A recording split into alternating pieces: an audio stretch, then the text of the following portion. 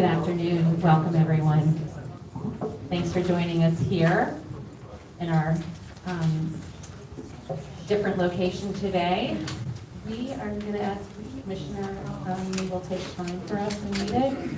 And if you have not filled out a card, please go ahead and make sure that it's delivered up here so that you'll have an opportunity to speak. I'm going to go ahead and do roll call because that's what's next. All right. Commissioner Steve? Here. Commissioner Josie Gupta? Present. Commissioner Keffer? Commissioner Witry's present. Commissioner Poche? Present.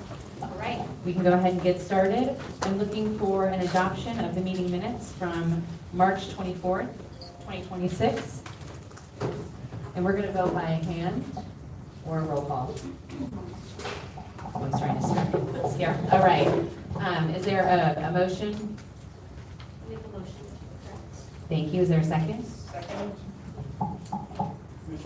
Commissioner Poche, all right. Any questions, discussion?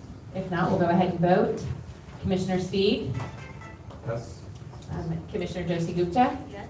Commissioner Keffer? Commissioner Witry, yes. Commissioner Poche? Yes. All right, the meeting minutes have been adopted for March 24th. We're going to move on to our timer.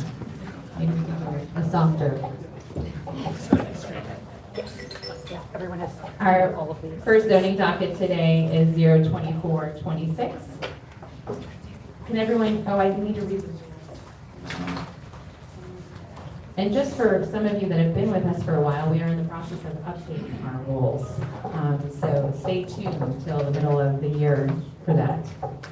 So the City Planning Commission has established certain rules governing procedures to be followed at public hearings. Before speaking, each person shall give their name, address, and state who he or she is representing. Proponents for the proposal will speak for a period of 10 minutes. Each speaker shall be allowed a maximum of 2 minutes. Opponents or other interested parties will speak second for a period of 15 minutes. Each speaker shall be allowed a maximum of 2 minutes. Proponents will be allowed a period of 6 minutes for rebuttal. Each speaker shall be allowed a maximum of 2 minutes. Opponents will not be able to rebut. No material, written matter, photographs, maps will be accepted by the commission or its staff at any time during this public hearing. This procedure shall be followed except at such time when the proceeding officer shall, with the approval of commission members, present and extend such time. So now we'll move on to zoning docket 024-26. Zoning docket 024. The zoning docket 024-26 is a request for a text amendment to Article 18 of the Comprehensive Zoning Ordinance to establish a new overlay district called the Convention Center Hotel Overlay District, affecting the area generally bounded by Convention Center Boulevard, Andrew Higgins Drive, South Peters Street, and the Mississippi River Heritage Park. The overlay district will create new regulations affecting the permitted land uses, allowable building heights, floor area ratio, FAR limits, design standards, bicycle parking requirements, loading space requirements, curb cut allowances, signage restrictions, and exterior lane requirements. The future land use classification is at the core of the staff's analysis. The mixed-use downtown classification's general intent is to allow a variety of uses that promotes the downtown live-work play ethos. A hotel is within the anticipated range of uses. The development character for DMU directly references the height and massing of redevelopment, noting that proximity to the historic district should guide the scale of that development. As the subject site is located within the Warehouse District Historic District, that consideration is further amplified. One of the applicant's core requests includes eliminating the maximum height of 75 feet with a setback of up to 125 feet, and replacing it with unlimited height to be regulated only by a floor area ratio of 12.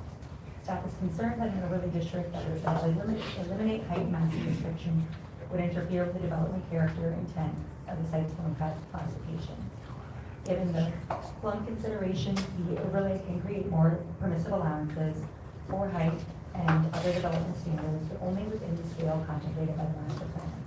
That scale is dictated by the presence of historic development patterns enshrined in the Warehouse District designation, as well as other examples of nearby and contemporary hotels within the CBD. The provisions of the overlay should be more in line with existing anticipated development And after thorough analysis, staff believes the additional height is appropriate at this location, but not to the extent proposed by the applicant. Given the range of similarly situated high-rise developments existing in CBD, the staff believes that a more acceptable range for this location would be 200 to a maximum of 250 feet.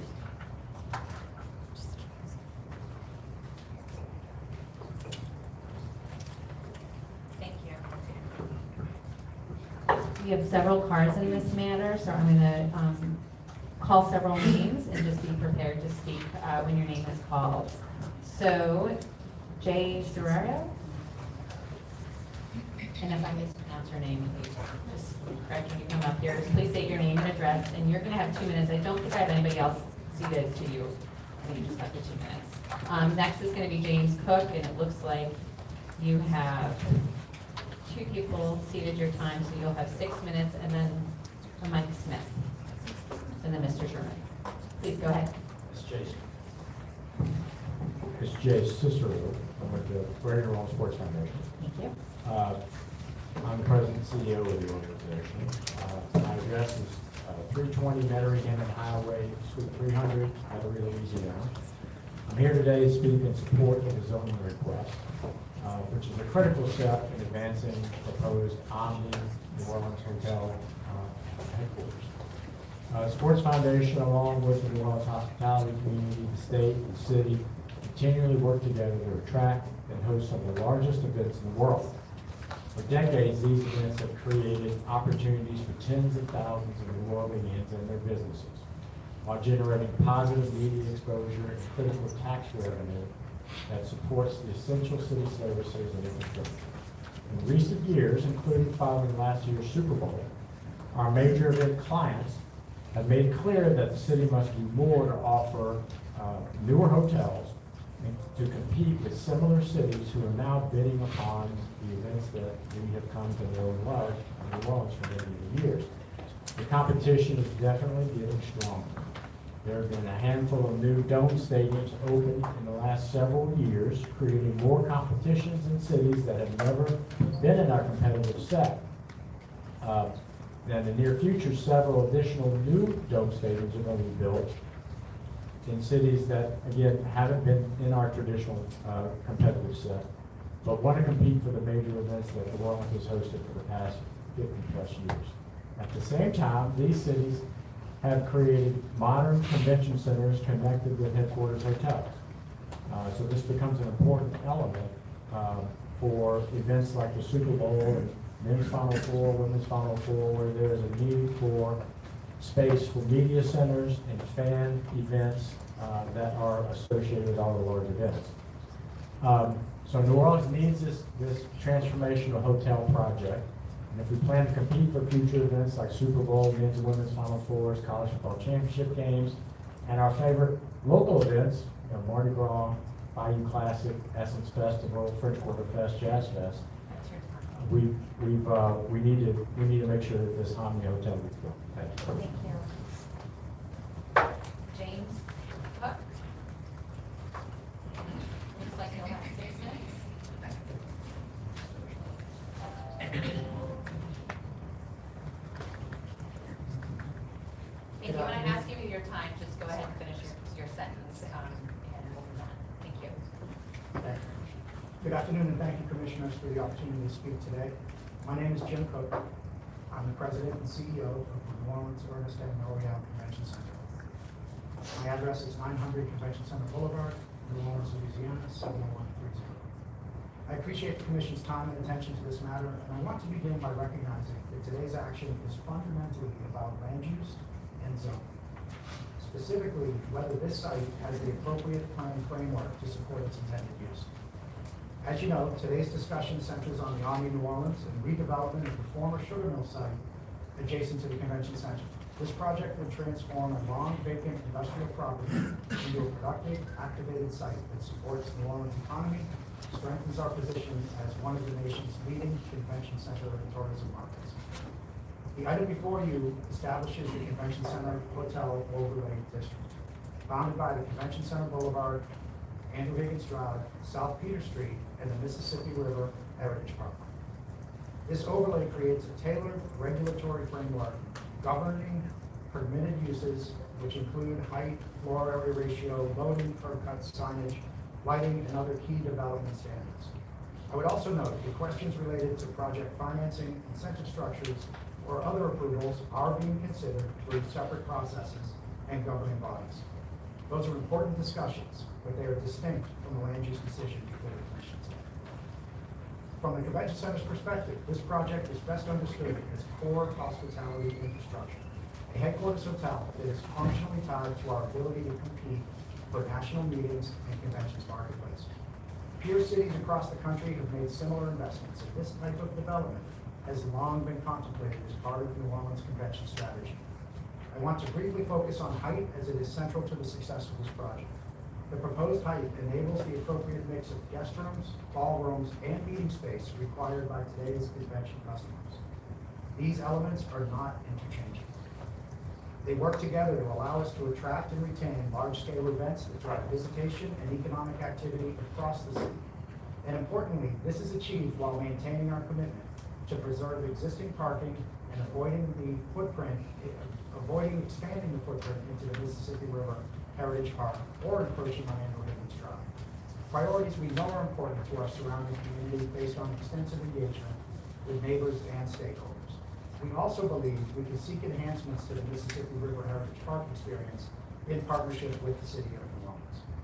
At its core, this project supports the convention center's responsibility as a public asset to remain competitive, generate economic impact, and to support jobs and opportunities for the people of New Orleans. The convention center is a self-sustaining engine of economic activity, and maintaining that position requires thoughtful and long-term planning. So we recognize that large-scale developments often bring broader questions and perspectives, and those conversations are important. Our role, however, is to ensure that the convention center continues to serve the city effectively for decades to come. New Orleans has always been a city built to host, and maintaining that leadership requires continued investment in the infrastructure that supports it. The Omni New Orleans project represents exactly that, a responsible step forward that respects our heritage while positioning our city for further long-term economic growth. So we all embrace the city of New Orleans as a great American city, and great cities plan responsibly for the future. We believe the overlay district is just an appropriate and necessary tool to do that. So I want to thank the staff for a thoughtful and thorough report, and I appreciate the commission's careful consideration of this matter. I have a question. Yes, sir. So we heard that this staff recommended a height limit of 200 to 250 feet maximum. And what's the position of the exhibition hall on that? So I'll defer to the designers with Omni, the developer, relative to building proper. However, I can tell you that the concept of 1,000 guest rooms with the additional ballroom and junior ballroom space are critical from a customer standpoint. And that's what they've asked for, is the scale of rooms adjacent to the center. Now, are there any other objections that the convention center has to the pending docket other than the change of height? Again, I'll defer to our development team relative to the specifics within the document. But as an overall, it appears that the staff generally understood and accepted the filing that was presented. So, thank you. Mike Smith, and then Mr. Sherman, and Adrian Bournet.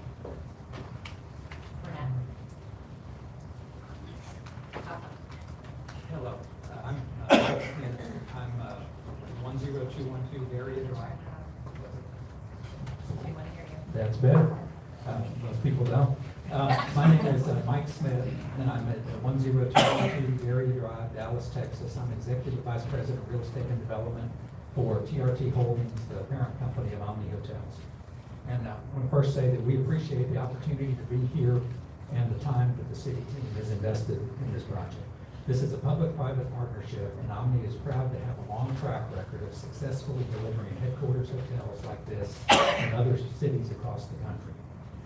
In those partnerships, we take a long-term approach with a strong emphasis on design quality, operations, and delivering real economic impact.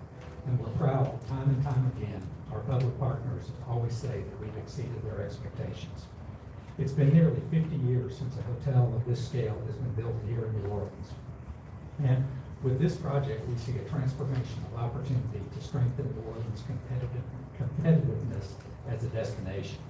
Over the past several months, our team has worked closely and collaboratively with both city staff and the community, and we've listened. We've made meaningful changes to the project, including removing the hotel from the park to preserve green space. We've added over 325 parking spaces to help keep cars out of the neighborhood, and we've designed the circulation porte cochere so that the traffic is directed away from the neighborhood streets and toward Convention Center Boulevard. We've also made commitments to the Convention Center to ensure that this truly functions as a headquarter hotel and delivers the impact that the city is seeking. Projects of this scale and complexity require a zoning framework that can respond to these commitments in a coordinated way. We're honored to have the opportunity to bring this project to New Orleans, and we're committed to being a long-term partner and a good neighbor. We'd like to thank the city staff for their support, and we respectfully ask for your approval. Thank you. Thank you, sir. Mr. Sherman, it looks like you have 4 minutes. Thank you. Thank you, Madam Chair. Good afternoon, Commissioners. Mike Sherman, 800 Verone Street. I'm really proud to be here on behalf of Omni Hotels and Resorts for what is truly, a word you're going to hear a lot today, a transformational project. Let me start, Commissioner Steve, with answering your question. This was a very thoughtful staff report. We are in complete and total agreement with the staff report with just one change. To include all the program we need and fulfill our commitments to the community and the neighbors, we believe a floor area ratio of 12 is the appropriate way to regulate this hotel. That's a height of 300, a little less than 320 feet at the top of the hotel. There's a penthouse that gets up to 337. So the Hilton is 341 by comparison. This is a site-specific overlay that we are requesting. This is not a rezoning. We are already permitted for what we're trying to do with the hotel. So this is not about whether a hotel belongs. It's a text amendment to support transformational development. It's what the city's always done. It used to be called a CBPCD, Central Business Plan Community District. There's planned developments. Lately, the tool is an overlay district. It's not precedent setting, it's a single site. And staff really does get us 90% of the way there, but we need your help for that final 10% to adjust the height to a floor area ratio. I know how important community feedback is to this commission. I want the commission to know that Mike Smith and the Omni team stopped and redesigned the entire project. The initial site included a piece of the Mississippi River Heritage Park. There was not as much parking as neighbors would have liked. The entrances to the garage run South Peter Street. The Omni team did a complete redesign of this hotel to get completely off the Mississippi River Heritage Park, have the speed ramps enter from the porte cochere, add 325 spaces of parking. We have many design changes today in direct response to community feedback before we even applied to this planning commission. So staff's recommending 250 feet, and this is the only disagreement we have with staff. 250 was an average height along Convention Center Boulevard. It was a great analysis, but this isn't an average project.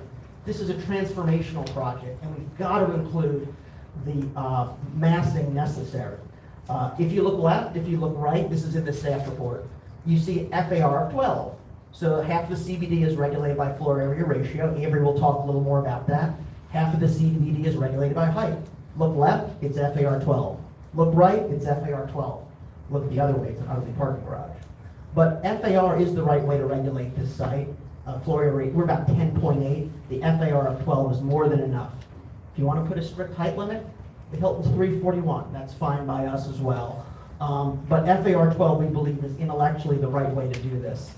What our request is at the end of the day is support of the staff recommendation, subject to an FAR 12. That's the request. Because without that, we need a bigger footprint. That doesn't work. Without that, we'd have to take parking out. We can't do that. We wouldn't have enough parking. That brings commitment to the neighborhood. And if we take programming out, we do not meet the requirements of a transformational hotel. So we appreciate your support. We appreciate staff support, excuse me. We ask for your support, and we're here to answer questions in the remote. Can you give us a visual of the closest then that would be if this height is going to be waitress? So we're the 2 blocks diagonally from the Hilton Hotel, that's 341, we're shorter than that. And actually, staff's recommendation is for a 1.6 million square foot hotel. We're only 1 million square feet. If we did a big cube, it would be a whole lot more square footage.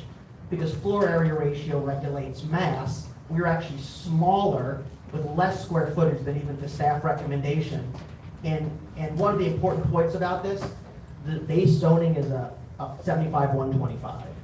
The Omni architects, after listening to the community, designed the podium at 118.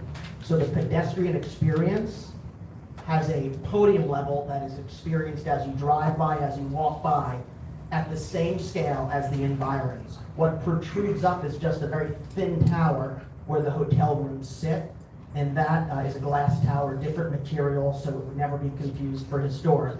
So that you have 2 components to this building. And that was a way to make sure it fit in with the CBD, but also achieve the program. And you're talking about the Hilton Convention Center Boulevard. That's right. Right? And what is the height level of the federal fiberglass building? Uh, You know? We have it in the report, and I'll pull it up for by the time the rebuttal is there. Thank you.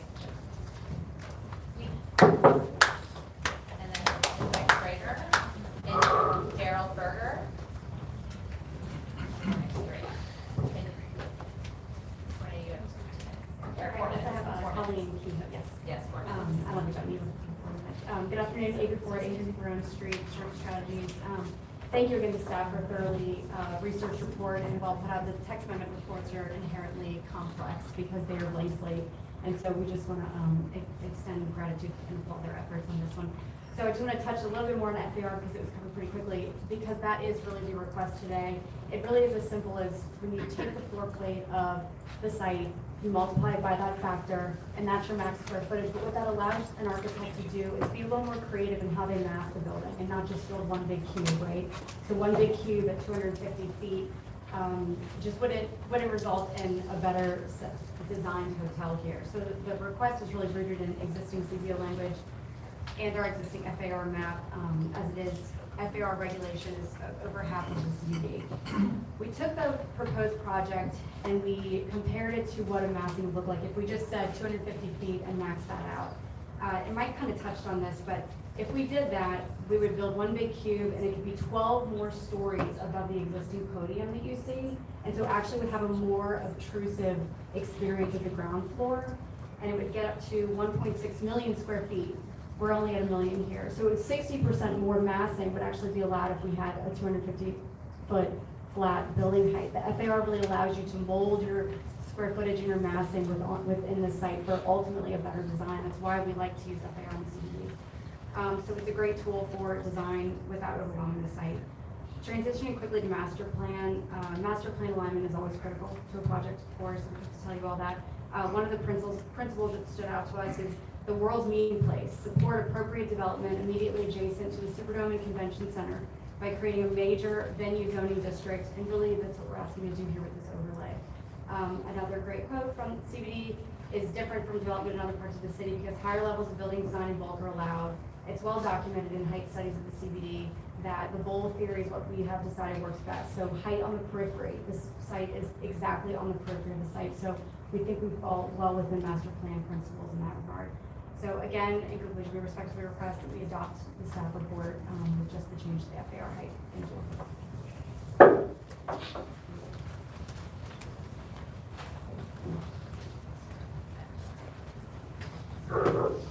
Good afternoon, Becca Geiger, 800 Brown Street, Insurance Strategies. I'd like to briefly walk through the zoning framework for this request, and most importantly, how the majority of our requests are supported by staff. The site is currently zoned CBD2, where a hotel is already a permitted use.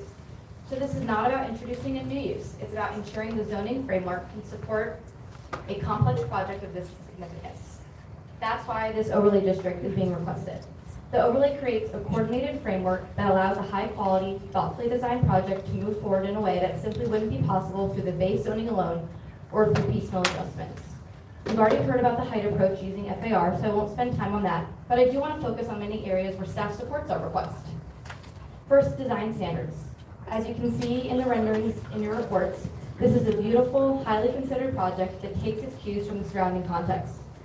The adjustments we've proposed provide the flexibility needed to achieve that level of design.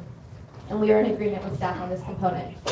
On loading, circulation, and curb cuts, while curb cuts are typically restricted in parts of the CBD, allowing them here is critical to making the site function. It directs traffic to Convention Center Boulevard and away from neighborhood streets. And staff agrees that this results in a better, more thoughtful circulation plan. On bike, parking, lighting, and signage, staff supports our request that the requirement for 100 bicycle parking spaces in the base zoning is a bit excessive. Staff also agrees in the adjustment of the standard building mounted lighting height to allow for respectful decorative lighting, and allows for us to adjust the signage to reflect the scale and character of the project. So aside from the height framework, our request is met with a staff recommendation of approval. And ultimately, this overlay is what will allow Omni to deliver a cohesive, well-functioning, and truly beautiful project that adds to the convention center and the city as a whole. Thank you. Dale Berger and then Richard Kemp,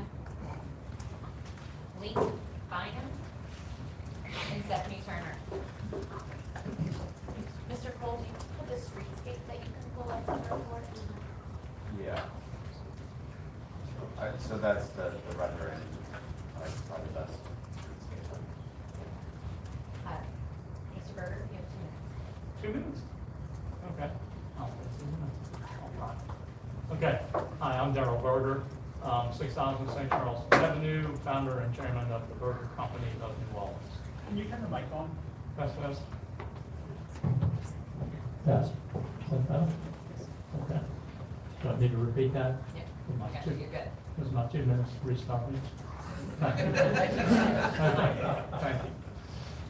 I've been developing real estate here in New Orleans since 1972. That's 54 years if you're counting.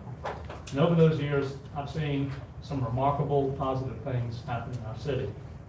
The construction and the opening of the Superdome, all 3 phases of the convention center, the creation of a magnificent downtown central riverfront, the creation of the modern hospitality industry, powerful office and hotel corridor along Poitras from the river to the Superdome, the revitalization of vibrant historic neighborhoods, including, just by way of a few examples, Marigny and Bywater and Tremay, the Magazine Street corridor and Old Algiers and others, and the creation of an entirely new neighborhood in our community in New Orleans East. But over the arc of my lifetime, I've also seen things that have created tremendous and severe challenges for our beloved city. A population that has decreased over the space of my career from well over 600,000 people to under 400,000. Significant challenges on both Lower and Upper Canal Street and in our traditional CBD as longtime commercial tenants have departed. The loss of many of our corporate citizens, particularly in oil and gas and banking, creating a void in job opportunities and corporate leadership. And a Vieux Carré that, while wonderfully architecturally regulated by our VCC, is in dire need of infrastructure investment and strict enforcement of the law. So I give that historic perspective, undoubtedly as the oldest guy in this room, I think, to just say that, like most New Orleanians, I believe we're at a crossroads in the future of our city. We currently have new and exciting political leadership, which is always a time for optimism, hope, and creative new ideas. One thing is for certain, though, if we don't make significant investments and bold investments in our city, we will go backwards, not forward. So I would urge that you consider the staff report, which we greatly appreciate, to modify the height as requested. And I thank all of you commissioners for, as someone who's been here a half a century ago, for your wonderful service to the city. Thank you. Thank you, sir. Richard Kemp, Lee Bynum, and Stephanie Turner. It's Linda Baker. I have really bad handwriting. Hi, Richard Kemp. My address is 300 Galleria Parkway in Atlanta, Georgia. I'm with Roulsroy Trammell Rubio, who is the architect of the project. And the design intent for this hotel is supposed to reflect and be inspired by the warehouse district context. The building podium, which we've talked about previously, responds to the materiality and texture that is seen in the neighborhood, the rhythm of details, and the proportions of the neighborhood. It is contemporary building, yes, but we feel it is grounded in the character of the local context. Our podium structure, which we talked about previously, is what defines the pedestrian experience of this project. It is complementary to the surrounding buildings in terms of form and scale, and it's in alignment with current zoning framework already. The podium also activates the street experience on both Convention Center Boulevard, Andrew Higgins, and the park through the use of glass and placement of our active use spaces. The lobby, 3 food and beverage venues, the pre-function for the meeting spaces are all on this podium. And what that means is there will always be constant movement at the base of the building to reflect and be seen by the people that are on the sidewalk. The hotel tower, it's intentionally light and slender. It's meant to feel separate and distinct from the podium, and its reflective nature means it has minimal presence on pedestrians. We work hard to get the relationship of the building podium right with respect to the neighborhood. The experience of the street is both defined by and enhanced by this podium, and not the tower. Thank you. Madam Chair, I have a question. So, if you were to have a floor area ratio of 12, what is the lowest height you could live with? I think the lowest height that we could live with is what we're proposing in order to 337? 300. 336 feet plus or minus, yes, in order to get That's the, it by one. Could you get a lower height with a different floor area ratio? you would get a lower height, but I think that would come at the expense of the experience. You're getting a more massive building, you're getting a greater presence on Convention Center Boulevard, and we work purposely to minimize the effect on the street, on the front door. And so as you start lowering mass, you make it more massive. It's counterintuitive, but we feel those moves are detrimental to the building.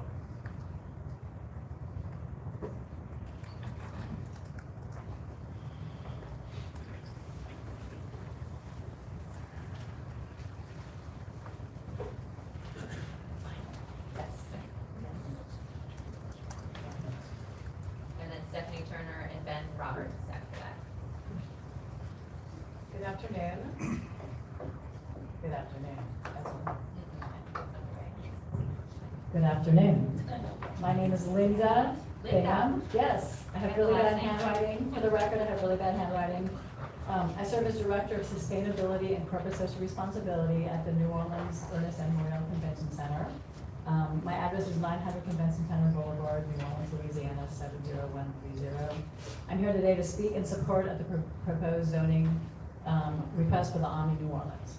I oversee sustainability strategy, including our LEED certifications, which are a green building standard. We have 2 gold certifications in the building so far at the convention center, and I oversee environmental initiatives.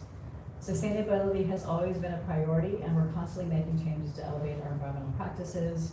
Recent upgrades to the sustainability of the building include HVAC upgrades, LED lighting, water refill stations, a new pool roof, which reduces the urban heat island effect in the neighborhood.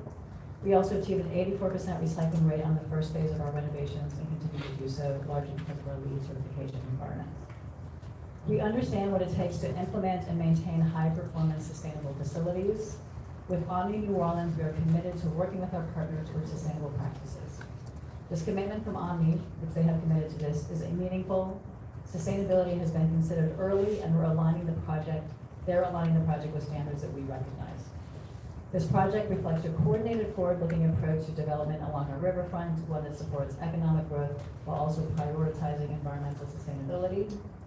Thank you for considering this project. I also want to thank the staff for the thoughtful and thorough reports. This is a transformational project with major benefits for the city, and I support it.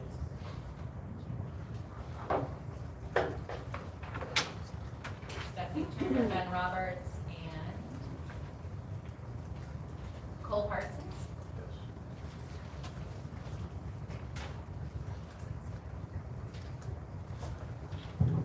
Good afternoon. I'm Stephanie Turner, Senior Vice President of Convention Sales and Strategies at New Orleans & Company. and our address is 2020 St. Charles Avenue. I'm here to support the development of Omni New Orleans on Convention Center Boulevard. Of the nearly 19 million visitors who come to New Orleans each year, 30% come to attend a meeting, a trade show, or exhibition. With our current inventories of hotels, we compete with cities who are investing billions in new hotel properties or new and expanded convention centers. The growth of our city's strongest industry requires evolution and investment. Meetings and conventions are the foundational layer of our tourism economy. In 2025 alone, our convention sales team booked more than 1.7 million room nights into the future as far out as 2040. That's more than $400 million in direct sales that will amount to billions of economic impact in the years to come. Despite our success, the national convention and meetings industry is more competitive than ever, and we need the Omni project to help us win the most important meetings and events and conventions over other cities. The Omni project, as designed and presented to you, prevents our city from losing market share and propels us forward. It keeps New Orleans competitive. While we are so grateful for your work and appreciate the support the staff has provided, it is essential that the headquarter hotel, as designed and presented, be approved. A headquarter hotel with at least 1,000 rooms is necessary to provide transformational impact sought for our community. The height reflects Omni's design, and it's essential in delivering the full headquarter experience. Guest rooms, ballrooms, and meeting spaces that make this project transformational. The design was achieved through meaningful neighborhood engagement and compromise following discussions with neighbors and members of the community. Omni's commitment to keep parking intact and avoid expanded footprint along Andrews Higgins Boulevard is the result of finding a balance and working with the community. This type of investment is critical. On behalf of New Orleans and Company, I express my strong support. Oh, I'm old. And that was funny. I express my strong support for the Omni New Orleans as presented to the City Planning Commission. Thank you for your time. Ms. Jackson, I have a question, I have a question for you. With bookings into 2040, how many hotel rooms then are you factoring in that are going to be built in New Orleans if you've gone ahead and booked all of these conventions? We don't, because you would never book any meeting, and so these long-term meetings are constantly evolving as things happen in our country. And when our customers see what's happening competitively, they look to you and say, well, what's happening in New Orleans? We've been there, we've come there, but what's changing, what's evolving? And the true landscape requires that you have things closer, more convenient, across the street at larger scale. To be able to compete nationally, as Jay Cicero spoke about, other major events is a huge part of our competitive landscape. And for us to be able to grow. Our compact footprint's a great thing, but it's also bound, and it hasn't had a significant hotel of that size in over 40 years. So we're very important. Thank you. Ben Roberts, Cole Parsons, Byron Robbins. And I'm going to introduce Commissioner Jackson, who is a part of our commission now. Welcome. Baptism by fire here, okay? Yes. All right. Ben Roberts. Yeah, good afternoon, Ben Roberts. I'm the general manager of the Hilton Garden Inn New Orleans Convention Center, 1001 South Peter Street, New Orleans, Louisiana, 713. And I'm here to support the proposed Omni Hotel site. I work in this district every day and see how hotel development directly affects employment, tourism demand, city revenue. I'm here to support the Omni New Orleans project, including the zoning text amendments. And thank you so much for your thoughtful and thorough staff report. The Convention Center corridor is one of New Orleans' most important economic engines for the city and for the region. New Omni helps the city attract larger conventions and higher value events like the Super Bowl. These are important anchor events for my hotel. More conventions and higher value events like this mean construction jobs now, permanent hospitality jobs in the future, and expanded tax revenue that supports city services. We believe this type of investment for our city not only benefits our community, it sets us up for long-term success and an increasingly competitive landscape. Thank you again for your review and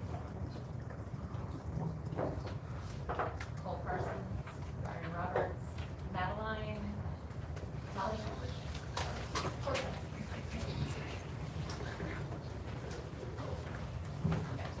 Good afternoon. Good Parsons, the managing director of the Eliza Jane Hotel. So again, here to support the proposed amendment for the Omni Hotel as a whole. Again, as we mentioned earlier, this is truly transformational for our, not only for our city, but for our region as a whole. It's not very often we have $1 billion investment, when it's all said and done. Truly wanted to be invested in our community. Thousands of construction jobs, potentially thousands of jobs operationally for this hotel, which at the end of the day, what it's all about is a way of life for our people. And so as a New Orleanian who lives in New Orleans, in Lakeview, I raised my own family, so it's about our people, it's about who we are, and this is what we do in our culture. So at the end of the day, we're at a crossroads. Do we fall behind, or do we do what we do best and show the world who we are? And this would show that and resonate with all of our people, not only from an economic standpoint, transformationally, potential Super Bowls, Final Fours, and there's even conventions that we're potentially losing out even as we speak now, that have these these headquarter hotels that book in for their convention centers. And obviously we've all done the research, but you can see what they've done in other conventions in other cities, and it really has taken entire districts and entire areas that were overlooked or underutilized and made it into the premier destination. So it really is an opportunity of a lifetime for all of us. Brian Roberts.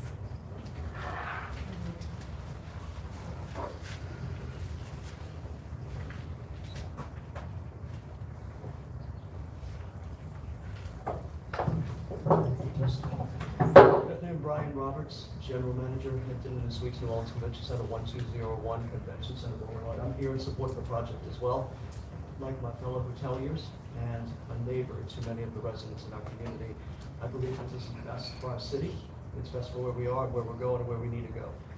The project will allow us lots of construction opportunities now and lots of permanent jobs for hoteliers, and the orders that we provide and those that may be interested in our industry. It's imperative at this point that the industry push forward. Our city is counting on this as the economic industry of New Orleans and Southeast Louisiana, maybe even the state as a whole. Projects like this allow us to push forward, to be competitive on a national scale, to ensure that we get tremendous opportunity and then ultimately be able to show up and to do as we did just this year with the Super Bowl. So I encourage everyone to consider this project, to look at the benefits that will provide to our city, to our community, to the neighborhood that I'm proud to be a neighbor in, I'm proud to work in, those that live and work with us, and also that would patronize our city as well. Tax dollars will provide city services that we need, that will allow us to continue to compete nationally, not just in our industry, but also as being a great city in our country. Thank you for the opportunity to speak today, and I hope that you'll continue to consider this project. Madeline Taliak. Oh, Hello. Hi, I'm Maddie Taliansich, a project manager for Event Consultants LLC. My address is 429 Florida Boulevard, New Orleans, Louisiana. We are a boutique event planning company that's operated by a group of women born and raised in New Orleans. Our events range in size from intimate board meetings to large customer-facing conventions all over the world. We plan a few smaller events every year in New Orleans, only small because we don't have something like this project. A new convention hotel with 1,000 updated sleeping rooms right across the street from the convention center is a huge selling point to me as an event planner. There's plans for a ballroom and junior ballroom in the hotel for meetings, but the bigger draw for our even larger clients is the possibility of a sizable room block at the hotel with easy access to the larger meeting spaces at the convention center. This saves my client money on transporting hundreds of attendees, client dollars that can go right back into our local economy. We do a lot of business in Florida's big convention cities, but I believe that New Orleans has a lot more to offer culturally to event attendees than these places. A new convention hotel represents a significant investment in our wonderfully unique and diverse city. This could play an important role in strengthening a convention center and the city's ability to compete, bringing more visitors, supporting local businesses, and driving long-term economic activity. I'd love to bring more business to the place that I call home. Thank you. Thank you. Alita Carpenter, Terry Dreyer, and Matt Wolf.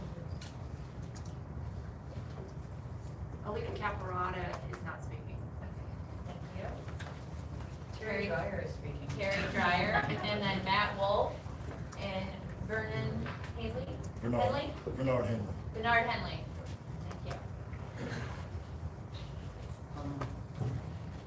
Good afternoon, everyone. My name is Terry Hogan Dryer. I am the managing partner at Nano Architecture Firm. I know some of you on board here. And I have been in business for 25 years, our 25th anniversary. We are also the firm that has been working in and near the convention center for the past 5 years. And we will continue for the next 5 to 7. We're the architect of record for over $150 million of project work that's going on. The attention to detail that the convention center allows and does and puts forth is pretty phenomenal. They're always looking at small businesses and how they approach their work. They're looking at how the design is going to affect the possibilities for the local neighborhoods, and that they create holistic opportunities for all involved. I think it's incredible the work that they've done with their DBE program and their SEB program, and that's a lot to be said. This Omni Hotel is going to be transformational, and the master planners and architects have been thoughtful in their arrangement, integrating scale and porosity into the siting and the articulation of the building.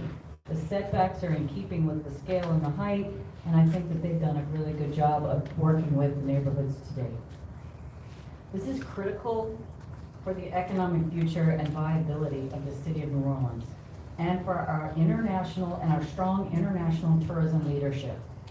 For our city and state to compete and bring the joy of our culture to the world, we need this convention center hotel. It's going to provide $213 million of economic impact, 1,400 permanent jobs, and 15.2 million in annual net city revenue. Those are real numbers, and as a person who's on the ground now working in conventions, not just here, but in other convention centers, the competition is pretty incredible. And we are now up against those convention cities that we were never up against before. And for us to remain competitive and bring our beautiful culture, I think it's important that you all look at this as an opportunity for our city. Thank you. Thank you. Matt Wolf, and then Bernard Henley. And those are all the cards that I have in support. So if you have a card here, or you're here in support, and you're not a card up here, it needs to come up here. Otherwise, we're going to move to the opposition. Matt. Good afternoon. My name is Matt Wolf. I'm the Chief Marketing Officer at Greater New Orleans, Inc. We are located at 1100 Portage Street. I want to start by thanking the City Planning Commission staff for the thorough and thoughtful report on this project. This is exactly what a development of this scale deserves. Gino Inc. is here in strong support, and I want to be clear about what this project actually represents. More than $550 million in private investment from outside money into our city. Not public money. This is an outside company looking at New Orleans, doing its homework, and betting on this city's future. Attracting this kind of capital is what Gino Inc. works on day in and day out, and this kind of commitment goes to cities with momentum, with promise, and with a clear trajectory forward. If we say no to this, we send a different message entirely to the world. This is a vote of confidence in New Orleans, and we should treat it as one. The numbers speak for themselves: $213 million in economic impact, 1,400 permanent jobs, $15 million in new tax revenue, 27 new convention center events each year. This strengthens our ability to compete, support local businesses, and drive long-term economic activity across the region. This project has been planned with care, with zoning tailored to the complexity of the site, and a development that's intentional and well integrated into its surroundings. Outside investors are choosing New Orleans. This commission has the opportunity to say yes alongside them. We urge your approval. Thank you. Bernard Henley.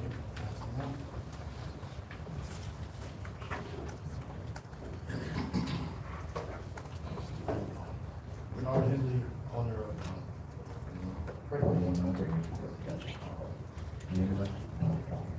Bernard Henley, owner of Henley Construction Group, mechanical, electrical, plumbing, contractor here in New Orleans.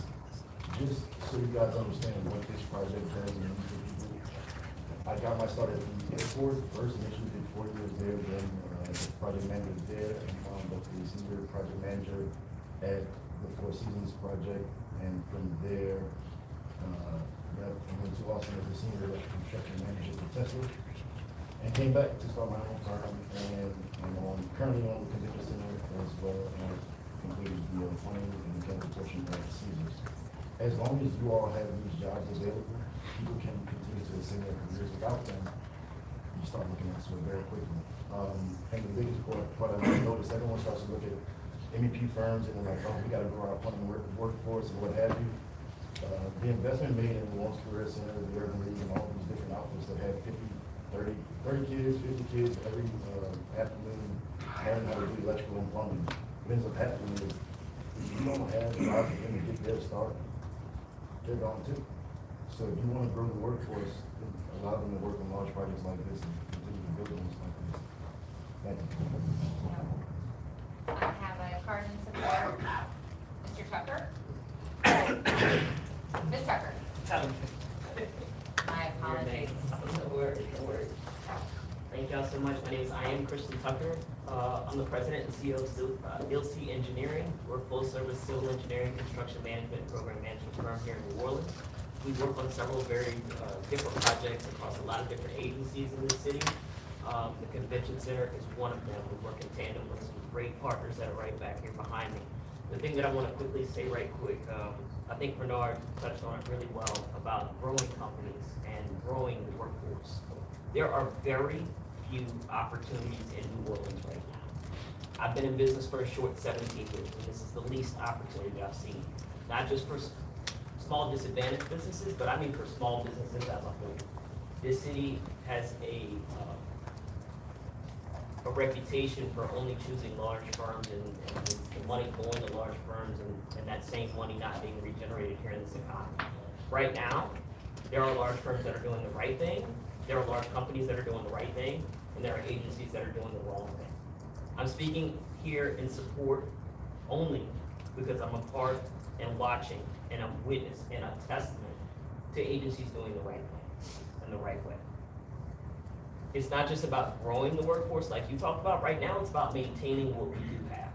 And in this city, there are not enough projects going on to be able to maintain what exists. So where there is opportunity in the very short windows that there are, where there is funding, and where the pieces are moving together the right way, it's a huge, huge opportunity or loss.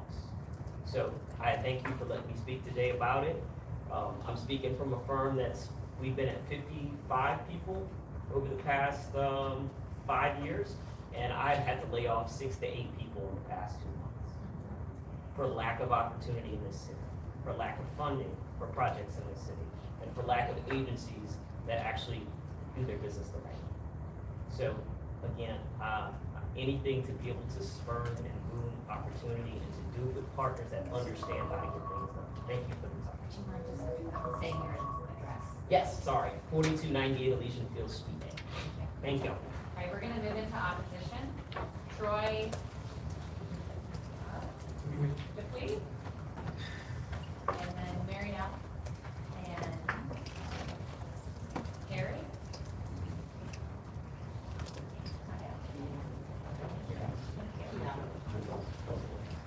Please remember to state your name and address. Troy Williams on South Peter Street, we're a District Association, Baker County Homeowners Association. Could you please put slide 56? That's more review what the neighborhood's going to see than the front step. Where you can see two walls instead of single setback like it shows with the slide. I know the staff did a good job of looking at everything. I don't think we're really accounting for the actual area that the building's going into. Years ago, the Convention Center went from 2 lanes in each direction to 1. This is going to be the only 1,000-room hotel that only has 1 lane of traffic in each direction. All the others have at least 3 lanes of traffic in each direction. That's important because we have a lot of hotels in there already that you pull up on them, they're double booked, double park, and everything. You don't have to be able to do that here because with traffic right now. No places to park buses. If they try to have tours come out of there, you want a place to park buses. The water pressure in the area is frequently at 20 to 25 psi, especially when cruise ships are down. This has been a problem since Katrina. We've closed Susan Board many times to promote it. seen no impact from this study on how many new water lines and sewer lines will have to be put in by the city in the city money. This is basically parking a cruise ship every day in the neighborhood. So I expect us to have no poor water advisories every day unless this is addressed by the city. I know based on what the commission is offering to give the Omni, it's like $20 million a year for this. That's essentially $55 per room every night for 1,000 rooms. So essentially taxpayer dollars that are from other hotels' tax money is going to have to subsidize that. There's only $50 or $55 a room for paying the Omni's profits. The height, this was part of the height study. Years ago, it took 6 years to get that in place, and this is the total opposition of that work.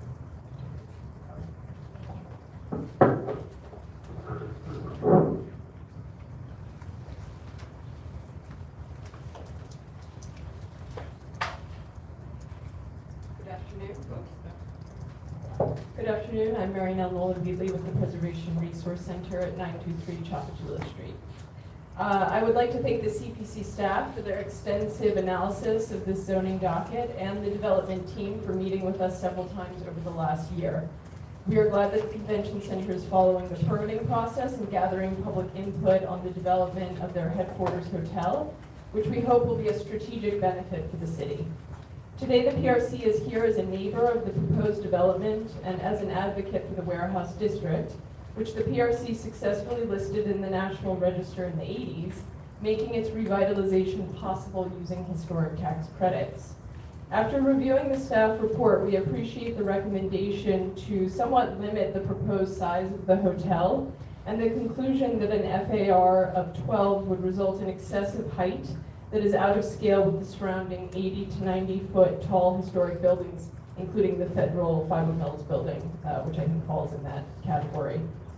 The report, however, does not include any considerations regarding a required setback for the hotel's primary tower. The most recent renderings show the tallest part of the building, the L shape, looming directly over the park and also facing the historic district.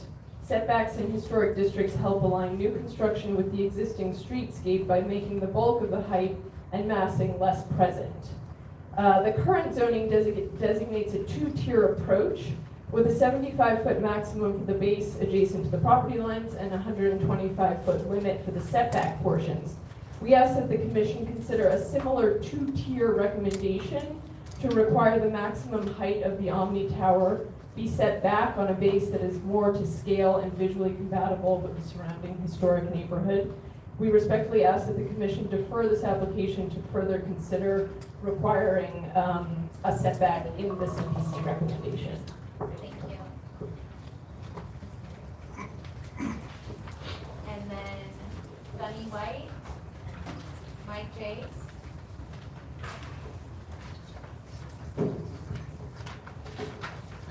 Hi, my name is Kiara Perry. 2019 Martin Luther King Jr. Water Horn, Louisiana. I'm a member of United Here Local 23. I'm a homeowner and I have a child in the public school system. I love our city and I'm completely against giving Omni this brand new zoning district custom made for them. We don't even know the whole story because I'm and the Convention Center Authority are trying to rush the zoning forward without telling us the entire price tag for the project. But from everything that we have heard, it sounds like a terrible deal. I'm proud to say I own my home, but it's getting harder and harder since 2019. The price of groceries have gone up over 40%. The price of electricity in Louisiana has gone up over 37%. And the homeowner insurance market is really scary right now. The news site at Axios said last July that Louisiana has the second highest home insurance prices in the country. And homeowners like me in New Orleans Metro spend more than 17% of the average median annual income on home insurance coverage. That I was paying $3,000 something a year. Now I'm paying $10,000 a year. It's harder and harder for me to make ends meet. but I still do everything the right way. I play by the rules. Why is the Convention Center Authority proposing to making a brand new set of special rules for Omni? As I mentioned, I have a child in public school system. The Convention Center Hotel deals will have massive consequences for our city. Not just for us, but for the future generation. We need to take care to make sure that we get it right.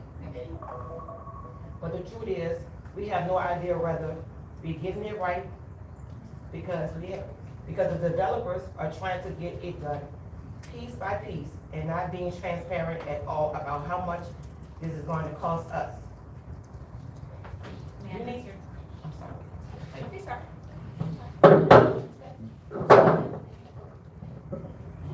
Bunny White. Mike James. And Joseph Costin, like.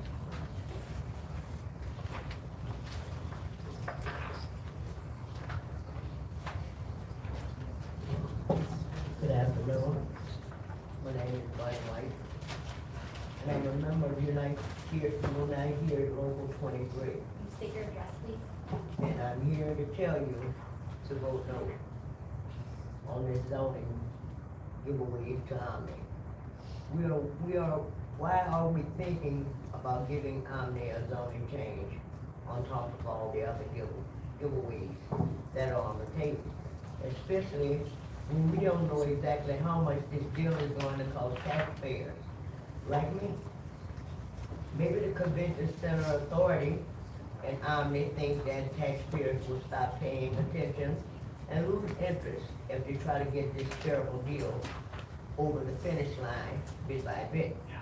I'm here to tell you, all that's not going to happen. Don't give this project a huge development bonus before we know what the entire project is going to cost. We can't be giving a wealthy, out-of-state hotel developer all of these zoning bonuses and giveaways. Not right now when it seems like our city's infrastructure is falling apart. It's only April and we've already had 6 water main breaks this year. The executive director of the Sewage and Water Board agency said that we don't have the funds to fix the system at once. And 33 miles of water mains are more than 100 years old. How much worse is the water main crisis going to get? And we're talking about bending over backwards to change the zoning rules so that Omni can build their hotel as they want, towering over the neighborhood, and then go get their hundreds of millions of dollars of tax breaks on top of that. I work in hospitality at the Superdome, and sometimes in the slow season I drive over.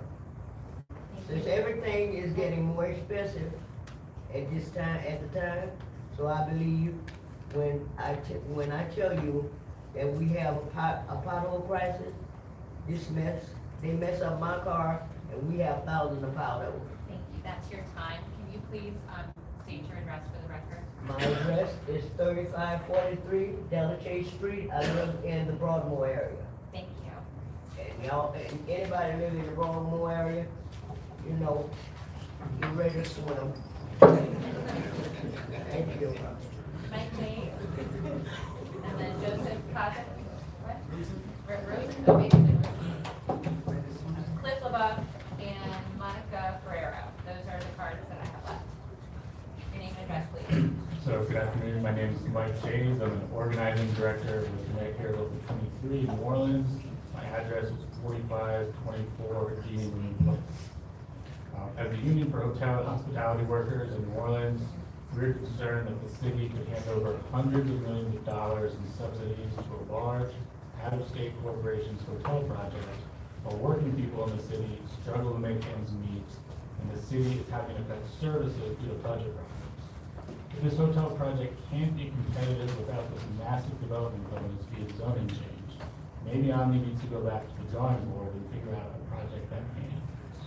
To because as it stands, this is a terrible deal for New Orleans. Make no mistake, this proposed zoning change is simply another subsidy on top of all the tax cuts already on the table. The site's current zoning already allows Omni to build a hotel, and this zoning change would change the rules for Omni so that they can build a bigger hotel, whether or not it makes sense for the warehouse district neighborhood. And neighbors have raised concerns about the height and size and other impacts to the neighborhood of this proposed hotel. At the community engagement meeting, one community member raised concerns about past convention center boulevard construction and spoke to a lack of trust in the convention center. I believe the summary of that is in your packets. The reply they got was, "We hope we can earn your trust." Well, we can't earn our trust by moving this project forward piecemeal, and we still don't have the full price tag for taxpayers. We all know that New Orleans faces a huge budget deficit, $222 million in the latest projection. New Orleans had to slash its budget by $150 million. And it was just before last week that the city's credit rating was dropped to the third lowest level of investment grade. The ratings firm S&P cited structurally imbalanced operations, declining reserves and liquidity, and the need to rely on multiple one-time measures to meet short-term cash needs. When our city is facing what Bloomberg calls one of the worst financial crises in its modern history, how can we give this deal away piece by piece? Thank you. Can I ask a question? So you all are a union of hotel and airport workers? That's correct. And you don't want this hotel? We have major concerns about the public financing of the hotel. So am I missing something, but wouldn't some of you, wouldn't some of your people be employed there, or is it a non-union hotel? I'm trying to understand. Sure. Connection. So the hotel would create jobs, but what we're asking is, why does this hotel need hundreds of millions in public subsidy to build this hotel? Okay.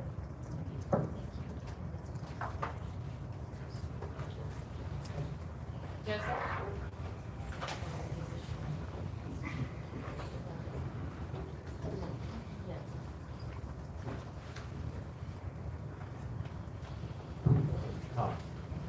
Hi. My name is Joseph Rosenzweig. I work for 8216 Sycamore in New Orleans, uptown. I'm a warehouse worker. I'm a proud union member. Among many of the people that I work with are hospitality workers who are working second jobs in hotels and restaurants in the quarter. And they amount to something like 80,000 people in this city who have put their blood and sweat in order to build a life for themselves and expect that perhaps they could retire with some degree of comfort. 1 in 3 children in New Orleans lives under the poverty level. Orleans Parish has the highest rate of senior hunger in the United States. These are the realities that we're dealing with, that working class people are dealing with day to day in New Orleans. And so I'm urging this body to put the brakes on this project until we really understand what the impact is going to be on working class residents of New Orleans. We're talking about a potential loss of tax revenue in the amount of $669 million. We're talking about an already lost tax revenue in the hotel occupancy and food and beverage taxes, which have already been jacked up, going directly into the pockets of the developers. All that's on top of the nearly $200 million that goes into private tourism corporations. Now, I'm not in opposition to the hospitality and tourism industry. I think that those 80,000 people deserve to work at living wage positions. They deserve good transportation. They deserve good child care, all of which could be financed with the money that we're talking about sacrificing to these private developers. And that's why I'm here urging you to take very seriously the conditions that real people face in the city, and what would an investment of working class people really be in the city. Thank you. Liddell? Levant? Monica Ferreira? I gave my time to Chris. Okay, oh yes, thank you. clip. You've got 4 minutes, and then that's our last speaker. Cliff LaBeouf, 1107 South Peters, if I probably know. I've heard a lot of paid supporters come up here, but not really anybody that lives in the neighborhood that doesn't have a financial interest in this project. Many of the issues that we brought up in previous meetings, I don't think have been addressed satisfactorily to many of us residents in the area. The hotel talks about having, last I understood, 300 parking spaces in the garage, because parking's a big issue there. What they potentially gonna take away, I counted, was about 192 spaces. So their net gain is less than 110 parking spaces, if my numbers are correct. They've not addressed, we've talked to them about building a parking garage and something, we have not seen any concrete information about that. Traffic, 1,000 room hotel, the amount of traffic we face right now, anytime there's any kind of event, Essence Festival, Mardi Gras, whatever, it's gridlock. It'll take 30 minutes to get from the expressway ramp to the parking lot, which is the block before the front of our building. I have not seen, though we've requested an independent traffic study to see what that's gonna do to the traffic.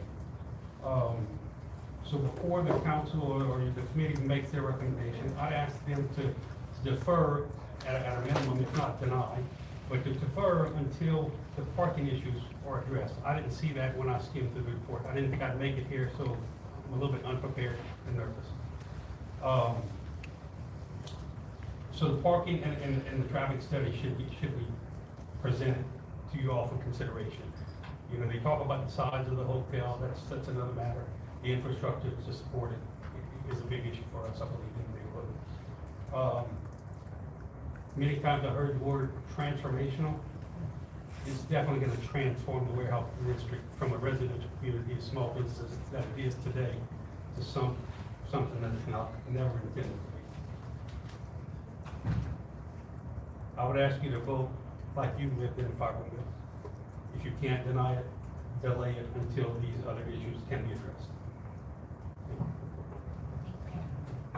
I will ask staff maybe just to comment on the traffic study. There was a traffic study done for the street closure portion of it, that resulted in basically saying there would be a little bit of change to the traffic, but not a lot. But I don't think it was looking at the new development, it was only looking at the street closure, if that makes sense. So I don't know if there was another one that was done. And yeah, Mike. Okay. The two current hotels, if you've got an event going on, they're double parked, the roads are blocked, they're gonna talk about adding, you know, egress for deliveries and stuff in the back of the hotel, right up against where, you know, one of the other hotels are. It's hard for us to believe that it's gonna Well, not get you've got Mills Rose, Langfield's Lofts, and then the bakery and Bedwell Fiber Mills. I feel like those are the critical condos right there that are gonna get impacted. I agree, that the traffic in that area is just gone bonkers. And it takes like 30-45 minutes to get from the Lower Garden down to that area. So you have to go to camp, you have to go over because all the trucks coming up the interstate, so. And they're talking about taking one of the cities, the streets. Is that gonna help or hurt? I don't know. The traffic study would have well identified, taking the street away, would it flow traffic better? Or is it gonna congest more? I don't know. I think as we The move. bakery condominium is one of those two. Right, I said the bakery.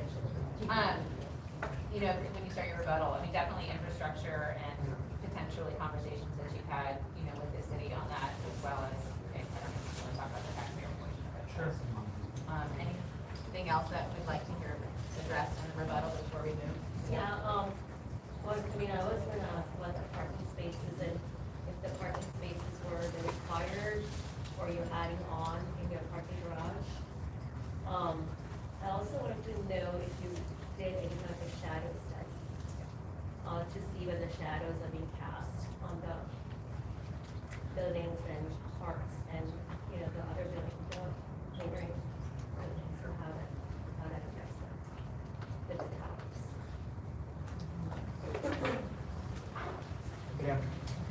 Good afternoon, Commissioners. Mike Sherman, again, on behalf of Omni I'll do my best to hit each of these topics, and we have team members that can dive into further depth. We did 2 traffic studies. The local traffic engineering company, Urban Systems, completed both. They've been submitted to the Department of Public Works. Staff is correct. The first traffic study was relative to the road closure of John Churchill Chase, but there's a second traffic study that was also submitted to the city relative to the entire effect of the project, which found acceptable standards. We'll continue to work with DPW on any improvements to the traffic infrastructure in the vicinity. With traffic as well as water, really all utilities, I'll point to water because that's the big one that Mr. Dupuy spoke about. At Omni expense, there's gonna be millions of dollars of infrastructure improvements in the vicinity to upgrade the infrastructure. Some of that is because there's broken water, sewer, and drainage lines. Some of that is because of capacity issues. So one of the benefits to the community is that the streets will be pulled up and the infrastructure beneath will be completely replaced at Omni expense. So one of the benefits is improved infrastructure. On design, I heard comments on design. So this is interesting. Today we're here for a text amendment to allow the zoning envelope, and our submittal on design will go before the HDLC for an advisory review and then to the design advisory committee. So I heard the PRC's comments and we look forward to following up with them. We appreciate them meeting with us throughout the project. I'm really proud of this, and I know this is important to Omni and important to the city. Not one penny of city sales tax will go into this project. So you can't really say this very often. The state of Louisiana is the public participant in this project, not the city of New Orleans, not the Orleans Parish School Board, not the Regional Transit Authority. So the public incentive package is sales tax rebates primarily from state entities, not the city of New Orleans, not the Orleans Parish School Board, not the Regional Transit Authority, not one penny. Not one penny of city funds are going into this project at all. Quite the opposite, actually. If we're fortunate enough to be approved, a $5 million building permit will be paid to the city of New Orleans in the next 90 days. $20 million of sales tax, half to local taxing entities, coming to the city of New Orleans, Orleans Parish School Board, the taxing bodies this year. Not a penny of that gets reinvested into the project. The project is going to even be paying property taxes. The property tax calculation is set at the comp set of similar hotels. So they're not off the property tax rolls and getting a break where they're not paying taxes like many new projects are. They're paying property taxes based upon the comp set of hotels. One comment I don't understand, and someone's been improperly briefed. This project has been so heavily studied in terms of the public participation. There's a 32-page DGR report released in December. It's been the front page of the Times-Picayune. There's been a ton of discussion on the public incentive package. There are additional approvals to go. That's not before the board. But in terms of transparency, I've actually never seen a more transparent project that was scrutinized by experts at the Bureau of Governmental Research, experts at the state of Louisiana. And keep in mind, the bulk of the tax incentive package is from state taxing authorities reinvesting into this priority. So I did want to touch on that. There was a question about employees, and I want to keep focused on what's before you, except to say that if the future employees... I'm going to ask you to finish this word on your time. Sure, I'm just answering questions. Right. Future employees want to unionize, there's a legal process. They're certainly welcome to do so when they exist, if the hotel to be built. There was a question I can respond to on the shadow study if you want to ask me a question. How does it impact because of the massing that was talked about at PRC? That was one of my questions, is the massing. The L shape faces the warehouse district. Why was the L shape not on the other side? And why was, because the shadow would fall, away from the actual residence side. I don't think, is there an answer There for is. that? So 2 things are done by the design. Thankfully, the way the sun rises and sets and the orientation of the hotel, we do not put our neighbors in the shade. The convention center and the hotel get the shade, not the neighbors. We have shadow studies, different times of the day, different times of the year, but because of the way the sun rises and sets, it is not putting the neighbors, the Five Mills or the bakery lofts in the shade for extended periods. Parking or, the traffic study. Yeah, so traffic study, there probably are a couple things that additional traffic infrastructure upgrades that need to be done at Omni and Convention Center expense in the vicinity. Looking at street directions in the vicinity to make sure traffic comes out of the neighborhood, not into the neighborhood. So the traffic study, which is in DPW's hands, that'll be part of the Design Advisory Committee and Planning Advisory Committee approval process. We'll have continuous feedback and dialogue with DPW. Those studies are complete. I think my question was of how many parking spaces you have on the site. So parking can be filled in 3 ways. We're 325 on site. It's interesting with Uber and Lyft and rideshare, we actually have surplus parking most of the time, so we'll be able to include employee parking in there when not at peak periods. We do have 2 plans for both peak events. So think of an event where people are driving in versus flying in. And there's an adjacent parking garage, the kind of blue one, and there's convention center parking lots. And the Omni design team is, operations team, is working with both the convention center and multiple nearby lots for peak periods. But for the average daily demand, we're more than sufficiently parked. In the CBD, we don't have parking requirements, so 100% of the parking is voluntarily applied, committed by Omni, not by city requirement. And even though it's not required, it does create a 100%. burden on people.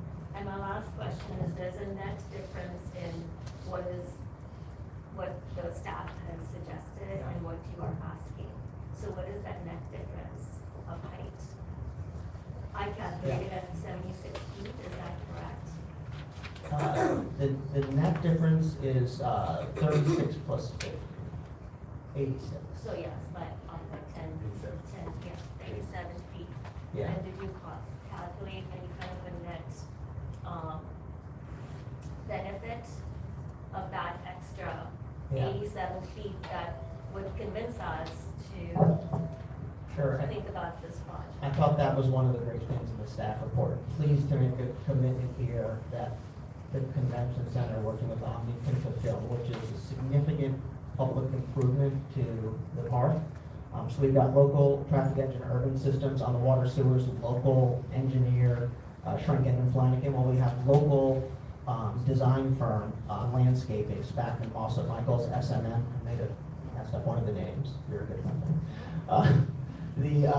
But they completed the DDD park study just last year. It's not even final yet. And substantial public input went into the Mississippi River Heritage Park based upon community input. So I can truly say that both the convention center and Omni are agnostic as to what the community wants there, except to say that we already have the design firm on contract working with Omni to make sure that for the community, they will have an approved public park as a community benefit. For that extra 86 feet that you're asking? So we are technically not asking for any bonus at all.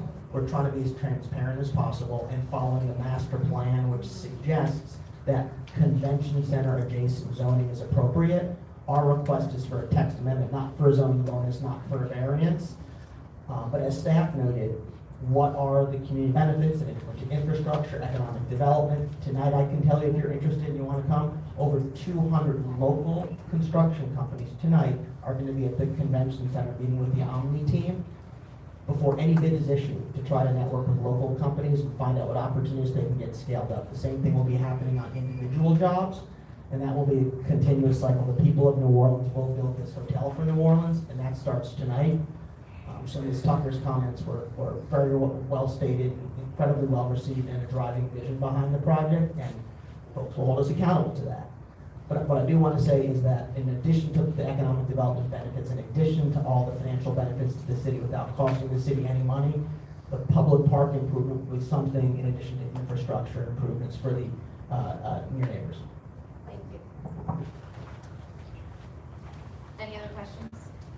So just for the record, as far as the hotel, as far as the union goes, is the union being helped build a hotel? Will they supply the labor to the Christian? So, I want to give a very precise answer. The building trades will all be present tonight, okay? So they're all RSVP, they'll be present tonight. A project of this magnitude will naturally have a very significant amount of union labor on it because of we built a $600 million project in New Orleans. The building trades are always involved, they have been on every major project. So if the question is, will there be union workers on the project? There certainly will be. Is that an answer to your question? Yes, because I want to make sure that they're involved and that they have a seat at the table, have they had the opportunity to meet with the union? Yeah, so there's multiple unions, and the short answer is yes. And the staff's recommendation is modified approval, but you all are asking for the floor area ratio to be increased. Yeah. Our request is support of the staff recommendation, subject to a floor area ratio of 12, so that we can truly deliver a first-in-a-half-century transformational project. I have a question for staff once public. Okay, hearing is I think closed. we're done with the public. Any more portion. questions on here? Thank you. All right, Commissioner T. So, question for staff. Can you speak to the issue of adjustment of floor area ratio and adjustment of height, and why staff thought it was important to put the parameters that you did, and staff's view of what they're asking for? Yes, yeah, I'm happy to provide some kind of clarity in this because staff did consider the public benefit that was just noted in essentially doubling the recommended defensible height for all of this. Because also the 125 height limit is included in the setback. The actual height limit at the street front is 75 feet. So this is doubling, the staff report, essentially doubles the existing height limit as a setback. Additionally, using the FAR as a measurement for height is like an archaic way of measuring height in the warehouse district in this area. It's a remnant of the way it used to be measured when projects like in the 70s, when Hilton and all that kind of stuff was built, when a lot of these really tall structures were built. And so now that there have been like multiple very thoughtful height studies, that's why an FAR is just not appropriate, as determined by all of staff's research analysis. Can I elaborate on that as well? Yeah, So if you look at the height study, it's articulated in the zoning ordinance. There are areas that are currently regulated by FAR, and there are currently areas that are regulated by height. So FAR is a density measurement and not a height measurement. So the implication is that in where a property is regulated by FAR, there's unlimited height, right? So it's about the density, as opposed to the areas that are regulated by height are limited to the height. I think the way the height study was set up is that there are certain areas, particularly around historic districts, where height was deemed to be the more appropriate way to measure because of the generally low scale of the warehouse district. And so that particular parcel was included in the area that was regulated by height as opposed to density. Across the street with the convention center, largely built upon, but the other areas where you see the FAR regulation are going to be on the major thoroughfares like Poydras and Loyola, where the issue is more density as opposed to the impact of the height. And so, You want this? no. Yeah, if you want to just clean that up, that illustrates it pretty well. Thank you. Sorry. So yeah, so I don't know if that answers that. Isn't there do I read it wrong, but isn't there an FAR, even though the staff recommended a height restriction, isn't there an FAR applicable law? Point something, Yes, or am I there is wrong? an FAR in here that says Oh, 10. Yeah, we just adjusted, like, in theory, if, at their requested, height Oh, that's existing would that would result be an in that effective an FAR. effective FAR, yeah. But as staff, sorry, I'm asking staff, so as staff, you did not, look at setbacks or any kind of, I mean, you use the total height as a setback and not as an actual step back. Yes, yeah, and we could have, so in analyzing the three most similar properties, that would be the Marriott Convention Center, which is nearby, and then the original Harris Hotel on Poydras, and then the Lowe's next to it. One of them does have one of those setbacks, which is recommended in, kind of other areas in the city, including having been considered at this spot, a setback would be And how did appropriate. staff end up at the 200 to 250 as opposed to 267 or 281? Yeah, just like, it's a crunching of all the numbers. There's there are lots of charts and everything. We went, I suppose, a little general, but 250 is like a very generous maximum. It's over doubling. So Or it's doubling. at a 250 or so height limit, would they still be able to get the same volume of meeting spaces, et cetera, et cetera? There might be a few, like somebody described, but would they still be able to get the same amount of total usable area? So staff, understands after meetings, with the developers and iterations of this, that it was important for, structurally, I'm not an architect or engineer, but that structurally, it would be difficult to build above the ballrooms. So that's why they didn't want to have, the hotel rooms above the ballrooms. I'm not sure if they could swing a couple of extra floors. I had done analysis on paper about I'm gonna ask shifting the some architect, not hotel you, rooms Mr. down. Chairman. Yeah. Can I ask you, at a lower height, can you still get the functionality that you need? No. Is that an absolute no, or is there some, It's no, not- but if? It's not a feasible solution, given the moves that were made to get the hotel off the park. It results in us having to stack multiple ballroom spaces on top of each other, which is difficult enough as it is. And when you start looking at a clear span ballroom of 160 to 180 feet, and you try to land a tower on top of that, it makes the project go away. Okay, thank you. If we, if in theory, we accept your staff's recommendation with a height, as a, with a,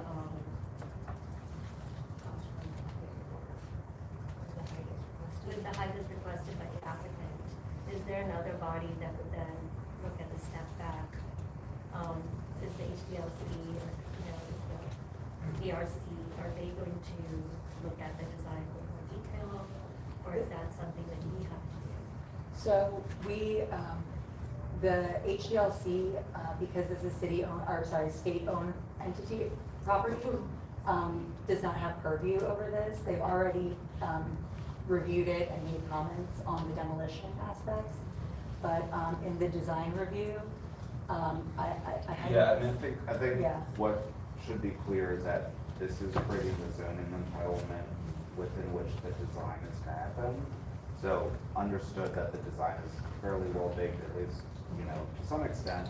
This is only creating the height and volume. The actual design review happens through the planning commission's design advisory committee, and Mr. Sherman referenced that. That involves HGLC, DPW, RTA. That's good enough. Yes. And so my question to the architect is that, is there any step back that can happen? Potentially. We would have to study it. But we're up against a set of programmatic requirements that make the project feasible. It would be difficult.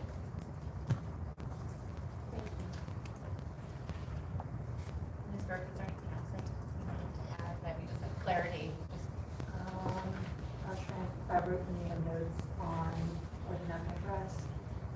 the setbacks and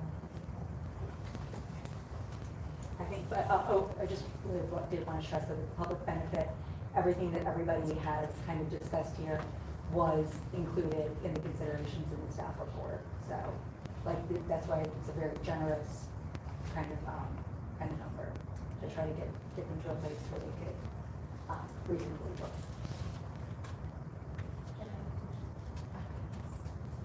Can I make a motion to approve the staff's report, with the exception of the height restriction, as requested by the client, in view of the general, good, the general economic impact that this project will have for the city of New Orleans. Okay.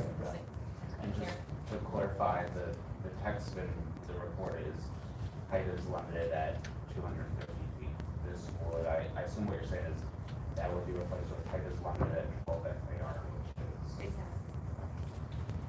And then second, any discussion? Commissioners, comments? We have a motion on the Yeah, table. I'll make a comment because I think there's a lot of opposition. So I think there's a lot of merit on all the sides, and there's certainly, the staff report was extremely thoughtful, and I would love to see a lower building that could work.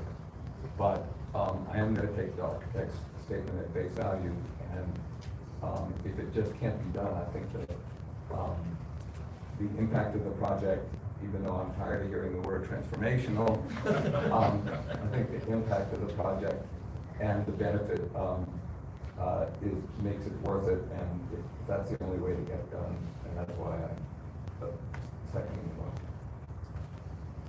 So the motion is for modified approval and improvement and increasing the density to 12. All right, let's go ahead and vote. Commissioner Steve? Aye? Yes. And Yes. Commissioner Josie Gupta? Yes. Commissioner Kepler? Yes. Commissioner Jackson? Yes. Commissioner Wittrino? Commissioner Burchett? Yes. All right. The motion carries. Thank you. And now we're going to move on to zoning docket 030-26.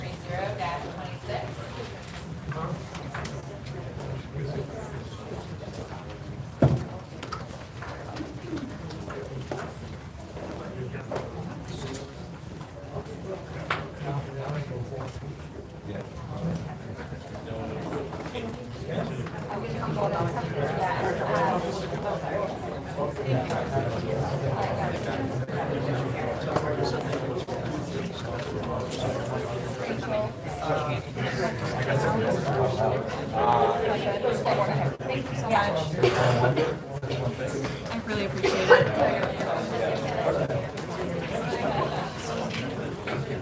All right, zoning docket. Moving on to 030-26. Thank you everyone for coming, and for those that are staying, thank you.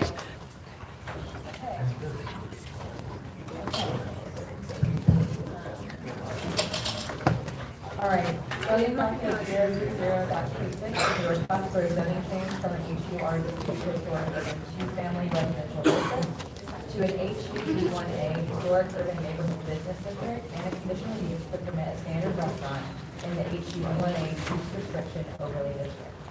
This request would allow the existing legally non-conforming restaurant Cafe Minot or Minot to be conditionally permitted as a standard restaurant in tandem with the zoning change to an HUD1A historic urban neighborhood business district. While standard restaurants may generally pose negative impact on residential areas such as uptown, the proposed conditional use will be operational in nature. The site features an historic commercial structure, benefiting operations since at least 1929, and no modifications or additions to the building's footprint or facade are proposed.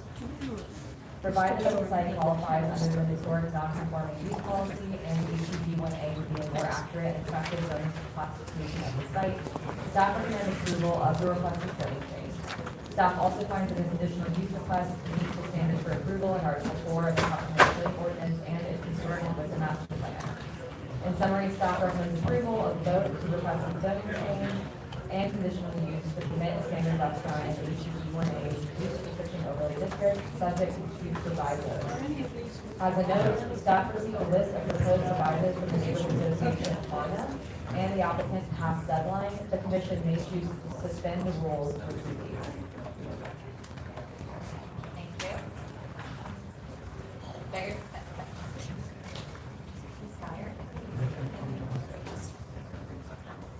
Hello, Becca Geiger, 800 Rome Street, Sherman Strategies. We understand there was a meeting last night that took place between the neighbors and the council member's office, and Claire here is here as well, so we are just here to request the 30-day deferral. I think it's the May 12th. Okay, well, let's roll through and see if there's anyone else here to speak. Is there anyone else here to speak in support? Would you mind just coming and confirming that there was a meeting?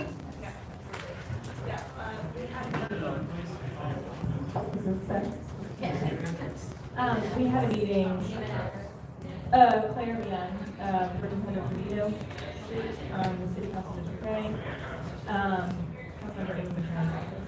We had a meeting with about 55 neighbors, I would say, last night. We just had scheduling issues, so we couldn't do it until yesterday. So I think, you know, it went well. I appreciate all the input from the neighbors. We had a good talk, about an hour and a half. So we would love just 30 days for everyone to digest everything, for the neighbors to get themselves in order, for us to get ourselves in order. And thank you for suggesting the first deferral. We appreciate that. We had time to meet. Thank you. No other persons attend, so then we do have a card in opposition. And I was just. Is that Taylor? That's me. Okay, do you want to speak? I don't need to speak now that everything's happening. Well, we haven't voted yet. Okay. So, you're welcome to, or you don't have to. No, you don't have to. Well, I'm happy to, I'll say what it is, sure. You can say your name and address, and maybe you were at the meeting last night. Yes. I'm Taylor Gallion, and we own the properties of 415 Arcadia Street and the Double Shotgun, 5421, 5423 Laurel, immediately next door to Cafe New York. I'm going to skip this part about the meetings, about the room meetings, because I mind about, you know, deferring the vote, right? So I was at the meeting last night. There's about 50 to 60 people there. I thought it was a very thoughtful discussion, and there was a clear majority of neighbors that stated their preferences between no change at all and date restrictions, maintaining work intensity use and the restaurant hours from 3 p.m. matching the so I was, you know, one of the reasons I came down was to see if we could push it to May 12th because we could need more time. So Sherman Strategies just been gracious to adopt that as well. So thank you. Anyone else here to speak on this matter? Move for deferral. Second. Yes. Yes. Yes. Any discussion? No. Oh. All right. Yes. May 12th. Commissioner Wintry, yes. Commissioner Jackson? Yes. Commissioner Pepper? Commissioner Josie Gupta? Commissioner Steve? Motion carries. Thank you. Thank you It's very nice much. for people to listen to our recommendations, and this is what we wanted. So we'll see you on May 12th. Thank you very All much. right. We are moving on to zoning docket 038-26. Zoning docket 038-26 is a request for conditional use to permit commercial short-term rental in the Maritime Mixed-Use District and Transient Lodging Interim Zoning District. The subject property located on the east side of the Sheldon Shore Highway above Lake Catherine and is currently developed as an elevated single-family dwelling. The proposed commercial short-term rental was previously licensed and operated for several years. There are not any proposed changes to the property and it will be utilized as is. The MM use district is a mixed use in nature, where residential uses are found close to water-related non-residential uses, such as fishing camps, seafood processing facilities, and marinas. It is fair to indicate that this commercial short-term rental is an appropriate given use for the district's purpose. Therefore, staff recommends approval of zoning docket 038-26, subject to provisos. Thank you. I think we have an applicant here. And you please come up and talk and state your name and address, and then we're gonna ask you to fill out a card for us to. My name is Mike Sullivan. Okay, and you're gonna have 2 minutes to talk unless someone's gonna concede their time to you. You're good for 2 minutes. Well, I'm Mike and Danielle Sullivan. Okay. My address is 210 Roaring Fork Extension, Gatlinburg, Tennessee. And we're here today to answer any questions you might have. Thank you to staff for all of their work in getting us to this point through the process of trying to get a commercial short-term rental permit.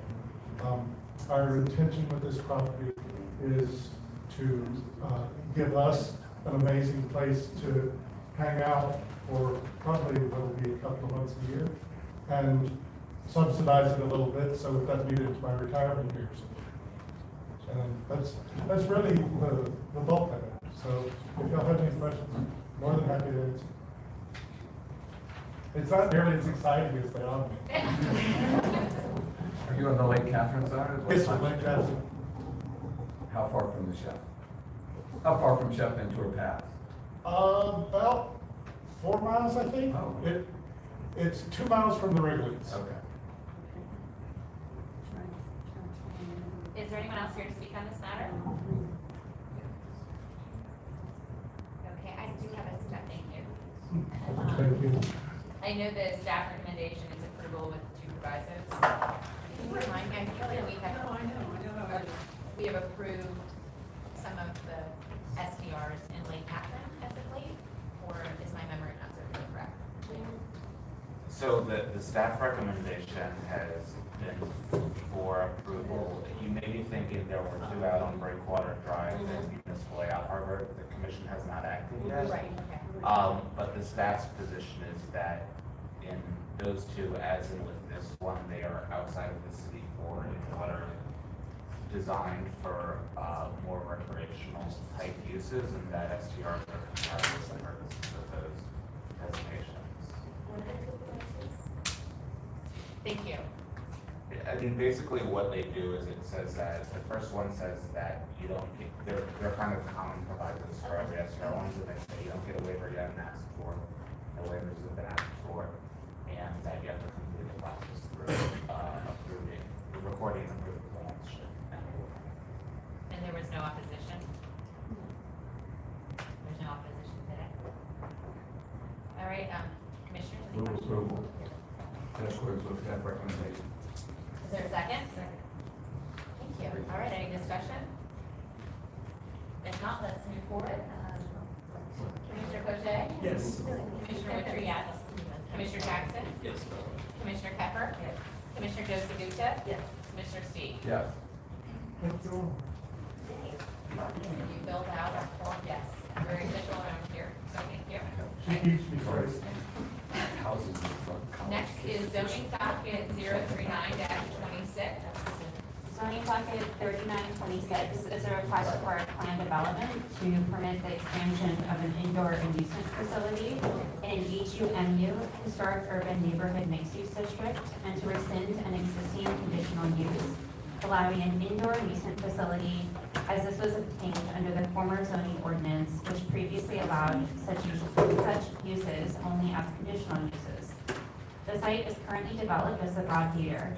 The owner is seeking to expand the theater's footprint to add 2 additional screening rooms. While indoor amusement facilities are permitted by right in the HUMU district, this development includes a 6,500 square foot addition to the already existing 10,788 square foot movie theater, which is 7,288 square feet greater than what is allowed. The planned development process seeks to allow unique exceptions to use and allowances for properties that provide a significant public benefit in order to encourage the preservation of historic properties that maintain the character of the city. Types of substantial benefits include historic preservation, adaptive reuse, and open space and recreational amenities. The staff finds that the request design exception, which is to allow the property to be greater than 10,000 square feet in floor area, would provide this benefit. The development is an adaptive reuse of the existing structure that preserves the building and provides space for community to congregate. The staff finds that the proposed use is consistent with the master plan and meets the standards for approval in Article 4 of the comprehensive zoning ordinance. Staff recommends approval of zoning docket 3926, subject to 2 exceptions and 5 provisos. Thank you.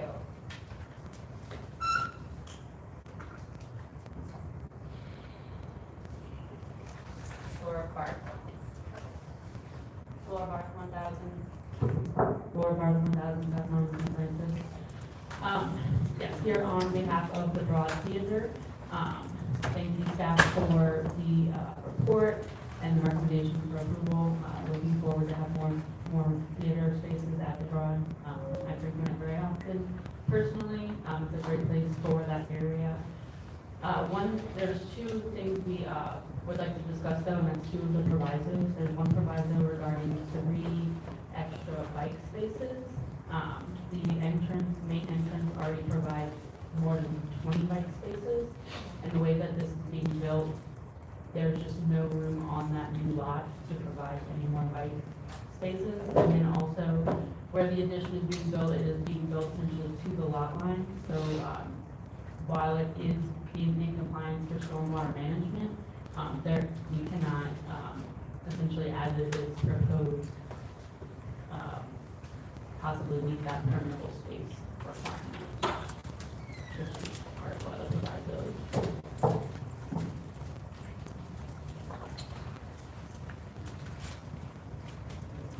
Staff comment on those 2 items. I'm not sure where to go with the bike spaces. So for the bike spaces, you have the possibility to add a few on the public right of way, as long as folks around it. That is a possibility, it doesn't have to be on the side. So what is the difference between what's already provided and what's required? So something just if you're thankful, that's something that easily. Oh, yeah, we can look at it more later.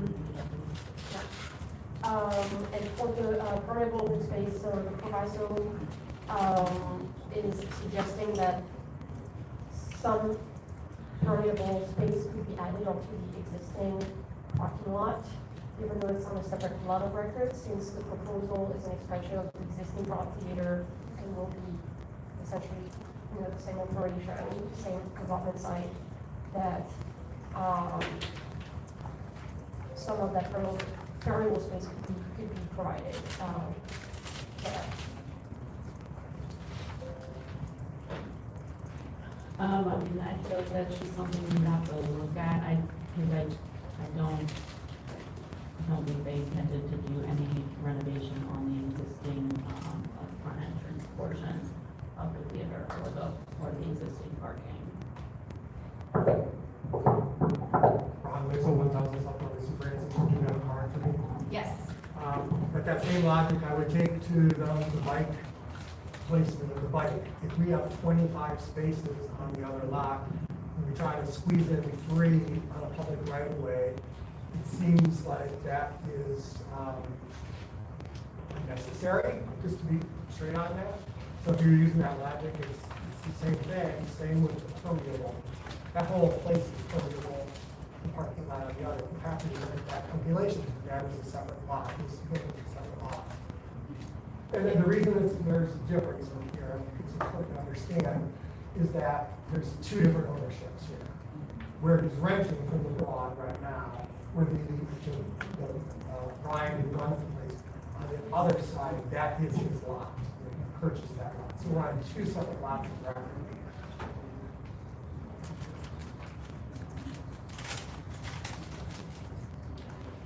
I mean, I think our position is that the ability to do the plan development is premised on having a building that's been adaptively used. So that's lot 1, and then the expansion is on lot 2, but we're viewing them as one site. And so I think,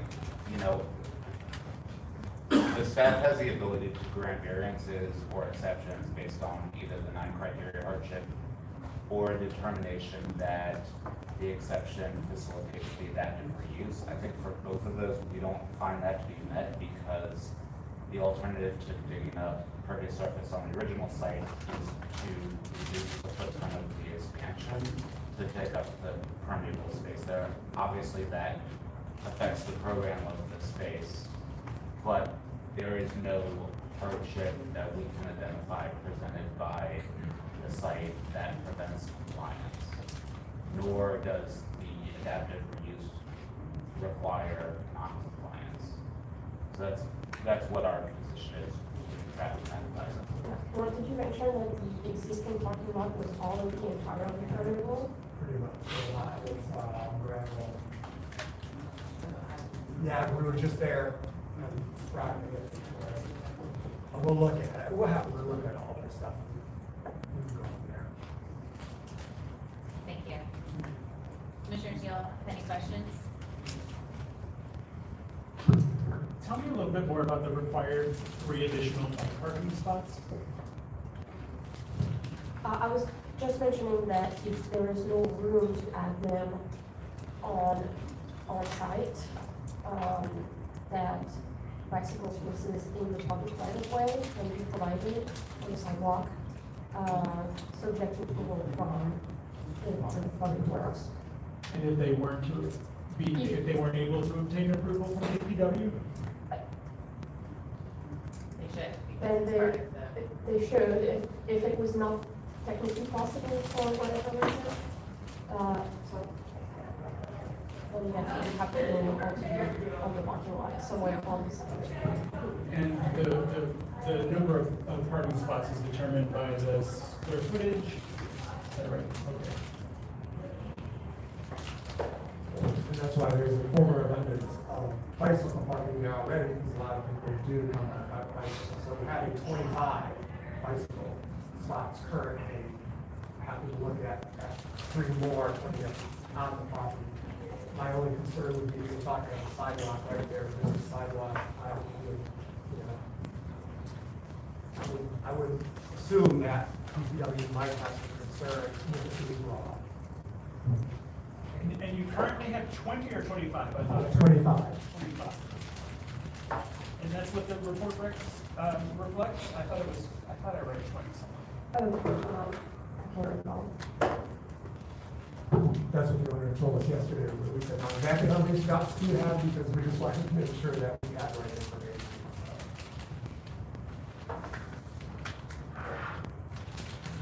Yeah, the special formations 28. Oh, that's the name of the project, I'm sorry. I think, just We for follow. clarification purposes, the existing theater has no bike parking requirement, it's bike parking requirement. So the 3 is in addition to the 0 that is currently required. So it's not, and we may need to rephrase the proviso to clarify that, but with the proviso, there's only 3 bike parking requirement. Yeah, that's why the proviso only says minimum required and not a specific number. But it would be okay if we could show that there's already existing parking on the other lot, rather than the So that's okay with, Yes. that's okay with you guys as written? Yes. Not as written, well, yeah, absolutely. As written, we're I didn't want any bicycle spots to hold you up, especially 25. Is there a motion? I don't have anyone here to speak on this.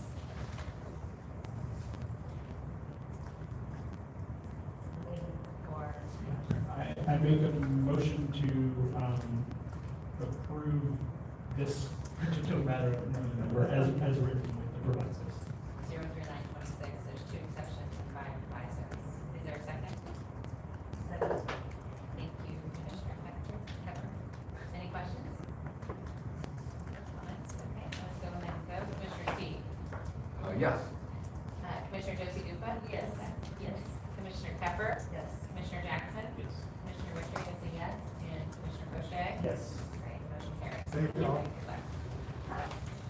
So now we're going to move to zoning docket 4026. And we're gonna have the staff report, and then we'll be able to fill out the cards. Okay, if you don't mind, just grabbing one from the table there. And then, welcome.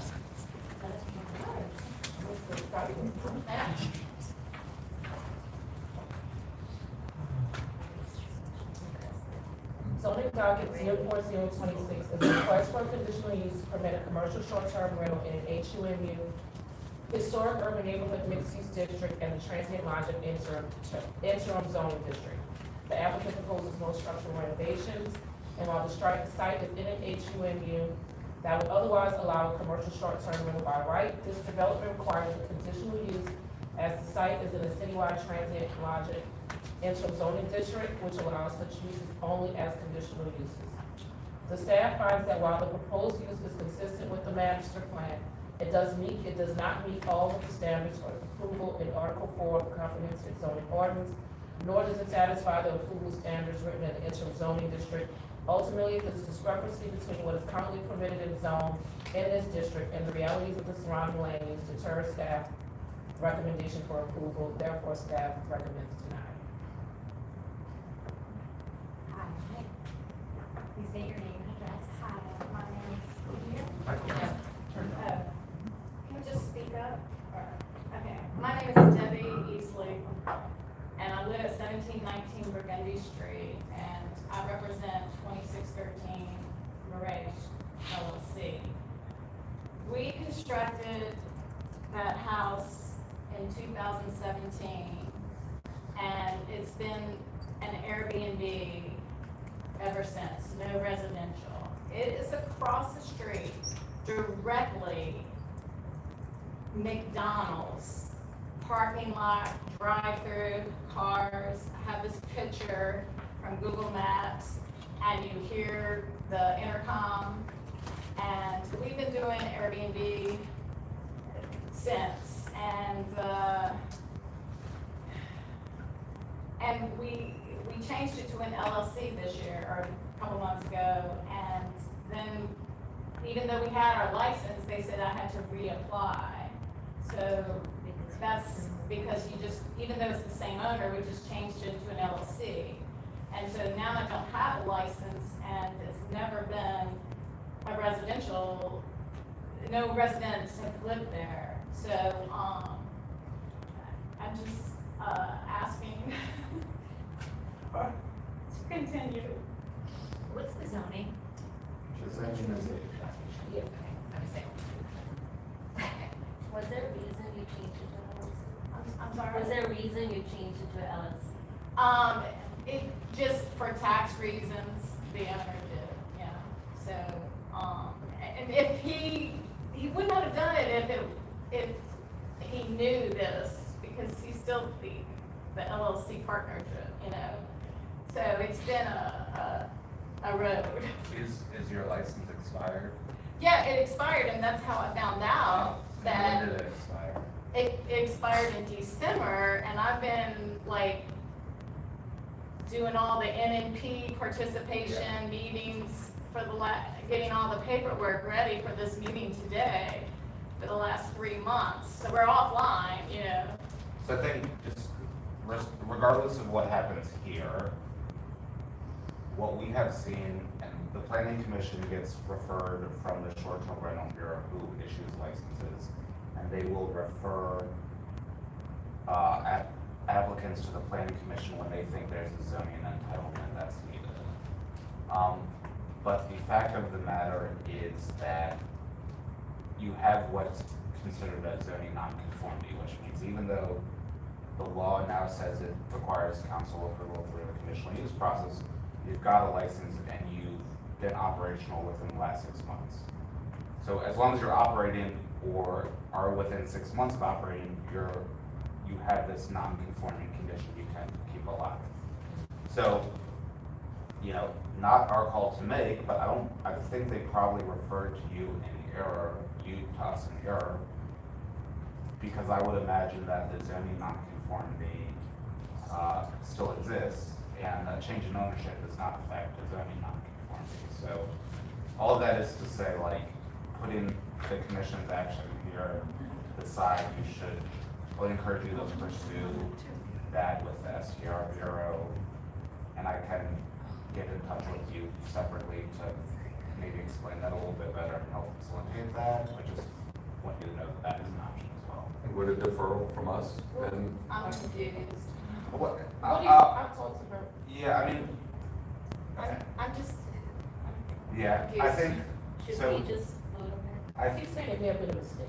yeah, I would, but the concern about deferring it is that she's kind of under the gun in terms of the 6 months. You're right, 6 months. I think we So- should just approve it. Yeah, I think I will work on that separately, but it does need a hold up. Okay, so we're gonna make a motion, unless we have any other questions. I can make a motion. Thank you. I can make a motion to approve zoning docket 040-26 for approval. Is there a second? So against staff recommendation. Against staff recommendation. And is there a second? Second, I see. Okay. Commissioner Jackson has second. Is there any discussion? All right, let's vote. Commissioner Steve? Yes? Commissioner Josie Gupta? Commissioner Pepper? Yes. Commissioner Jackson? Yes. Commissioner Mitchell, yes. Commissioner Nick, yes. Now, this is good for you. We're gonna have, Mr. Kroll and the staff help you, and we know that this is complicated, okay? We hear you on this, and I apologize for the city for that fact, I know it's complicated. But we think this is more of a technical error than anything else. So, we have gone against staff recommendation and have approved, this for you, and then they're going to talk to you directly about sort of next steps. Okay? She's a mic, I need your card, yes. I don't know the docket number. Okay. We have a wonderful staff here that's going to help advise you. The docket number. Yes, I got it. All right. All right, let's move on to zoning docket 041-26.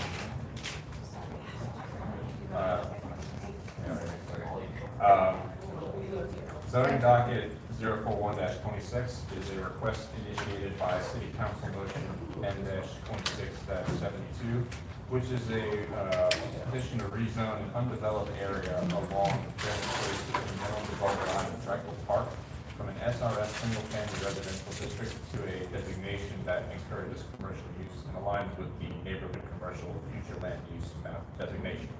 The subject property consists of multiple lots under separate ownership, including unopened city rights-of-way, and has remained undeveloped despite its long-standing residential zoning, likely due to limited access in its location with an increasingly commercial corridor.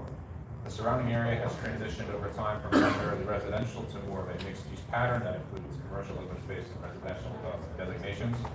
In response, the future land use map was amended in 2025 to designate the site for mixed-use development, rendering the current SRS zoning inconsistent.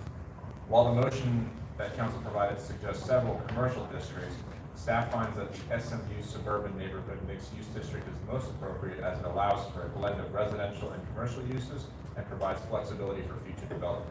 The rezoning would allow for the future consolidation of the property, including incorporation of the rights-of-way, and it would enable viable development of a long vacant site.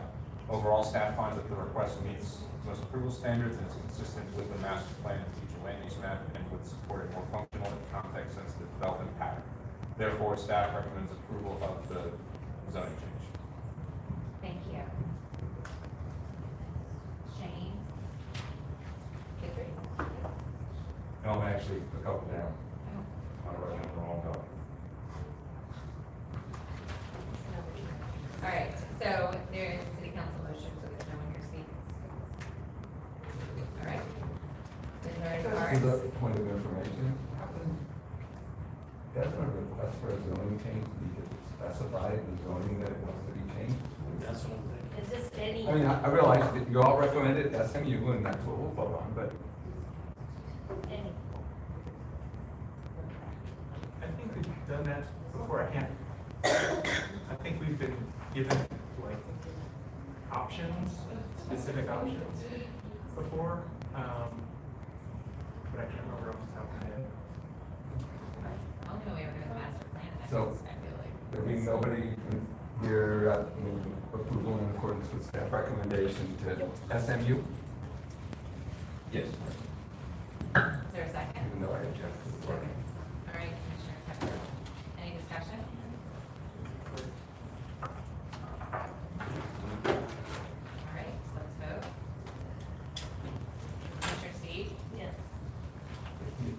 Gupta?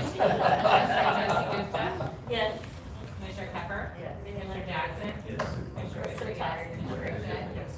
All right, motion carries. Moving on to zoning docket 022-26.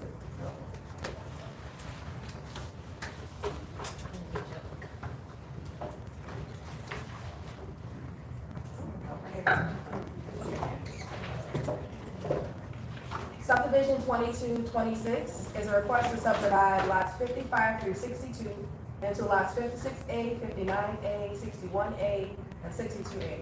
The site is located at 16750 Sheffield Tour Highway. This request requires commission review and it is classified under policy B subdivision because the site is over 2 acres in size. This subdivision helps facilitate the future sale of the site for commercial development. The request is not in conflict with the master plan. Therefore, staff recommends approval subject to one standard proviso. Thank you. It does not look like I have any cards here to speak on this matter. I don't believe the applicant was able to make it today. Their child got out of school early today, so they're not able to make it. All right, so if there's no one here to speak, we have tentative approval from staff recommendation. Commissioner Steve with a motion. I move approval in accordance with staff recommendations. All right, so is there a second? Second. Commissioner Poche, seconds. Any discussion? Nope. All right, let's vote. Commissioner Poche? Yes. Commissioner Ritchie, yes. Commissioner Jackson, yes. Commissioner Pepper? Yes. Commissioner Josie Gupta? Yes. Commissioner Yes. Steve? Thank you. Motion carries. And now we'll move on to subdivision docket 025-26.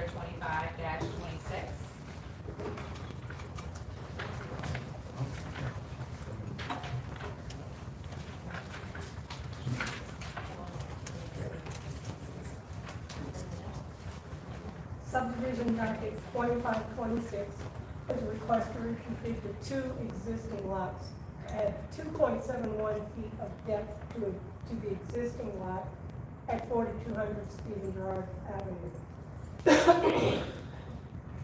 The larger of the two lots is owned by Walmart Real Estate Business Trust. The smaller is owned by an individual property owner. The stated reason for this reconfiguration, according to the application, is to accommodate Walmart's intention to sell a 63 by 2.71 foot section of its property to the smaller property's owner. The two proposed lots meet the dimensional, street frontage, and other requirements in their respective SRS and C2 zoning districts. The proposal presents no threat or impediment to public health, safety, or welfare, and would be in accordance with all applicable subdivision and zoning regulations, and is also consistent with the master plan. It should be noted, however, that the shifting of Lot 1's rear line will cause the lot line to no longer coincide with the zoning district boundary and the future land use classification boundary. These conditions will need to be resolved via a minor map adjustment through the City Planning Commission. Accordingly, the staff recommends tentative approval of SD 2526, subject to the two provisos listed in the staff report. Thank you. This is Mr. Shane. Yes, ma'am. Good afternoon. Shane Ewan, 700 Canal Boulevard, Thibodaux, Louisiana. Here representing Walmart. Staff did a great job. This is basically just a lot line shift. Both parties are in agreement with it. I'll answer any questions you have. Do you all have any questions? Yes. Can I just clarify one thing on the adjustment and the changes to the zoning in the FLUM? The minor map adjustment is a process that's administered by the Department of Safety and Permits, and it's up to them to determine whether it's appropriate for consideration. So the alternative to that would be a rezoning. So I would include that in the motion just as a backup. I don't think it'll be needed, but just in case. And then the FLUM amendment would be subject to the city planning. staff.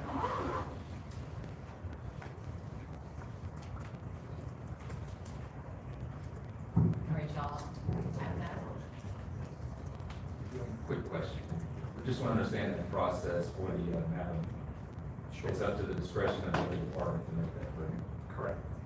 So So it could be administrative, since it's such a small, I mean, the minor map adjustment process is an administrative process. If the director of safety and permits does not believe that it qualifies for consideration, then the only other alternative would be to rezone it, which I think would be overkill. So you're proposing that if there is a tentative approval that we need to add those two terms? Yes. Okay. Subject to having a minor map adjustment or rezoning. which was part of one of the provisos, right? Second, I'm sorry? that was one of the provisos in this. I believe it was it one of the provisos? Yeah. Okay, so we don't have to add. Well, I think to your point, I don't think as written it contemplates that. I don't think it change includes the side rezoning piece. Right. So I just want to make sure that that was in.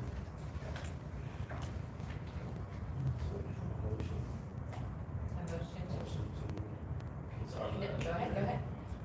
So you want to do a motion to rezone? To do tentative approval, So tentative but then approval. subject to We're subject to the rezoning and a minor map adjustment. what the chair said. Can't make a motion, but I'm helping, assisting. Is there, Commissioner Pepper, just a second. Any discussion? Commissioner Boucher? Yes. Commissioner Witry, yes. Commissioner Jackson? Oh, yes. Commissioner Pepper? Commissioner Josie Boucher? Yes. Commissioner Steve? Yes.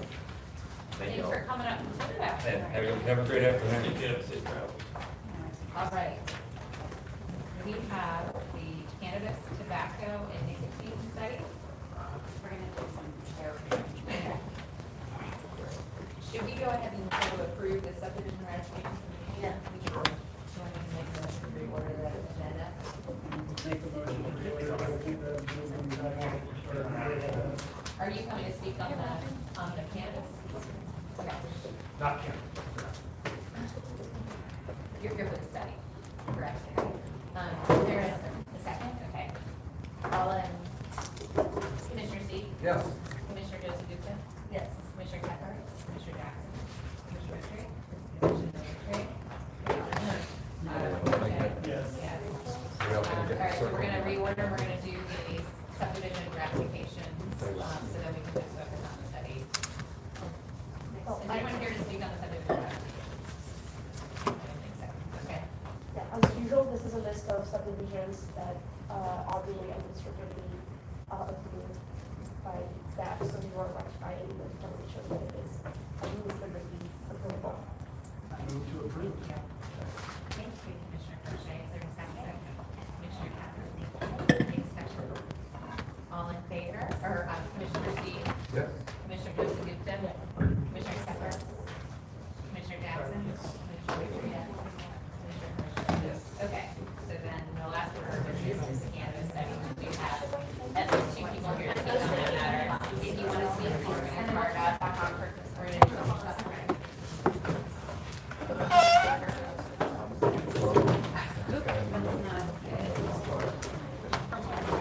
Hey, Steven, can you hit the lights for the presentation and then we'll turn it back on? There's like a little traffic back here. Oh, I was like, that was just work.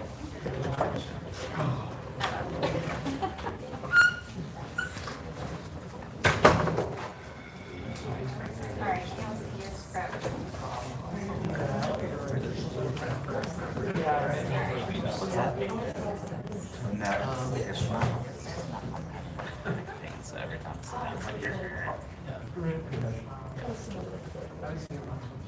All right, you're all ready?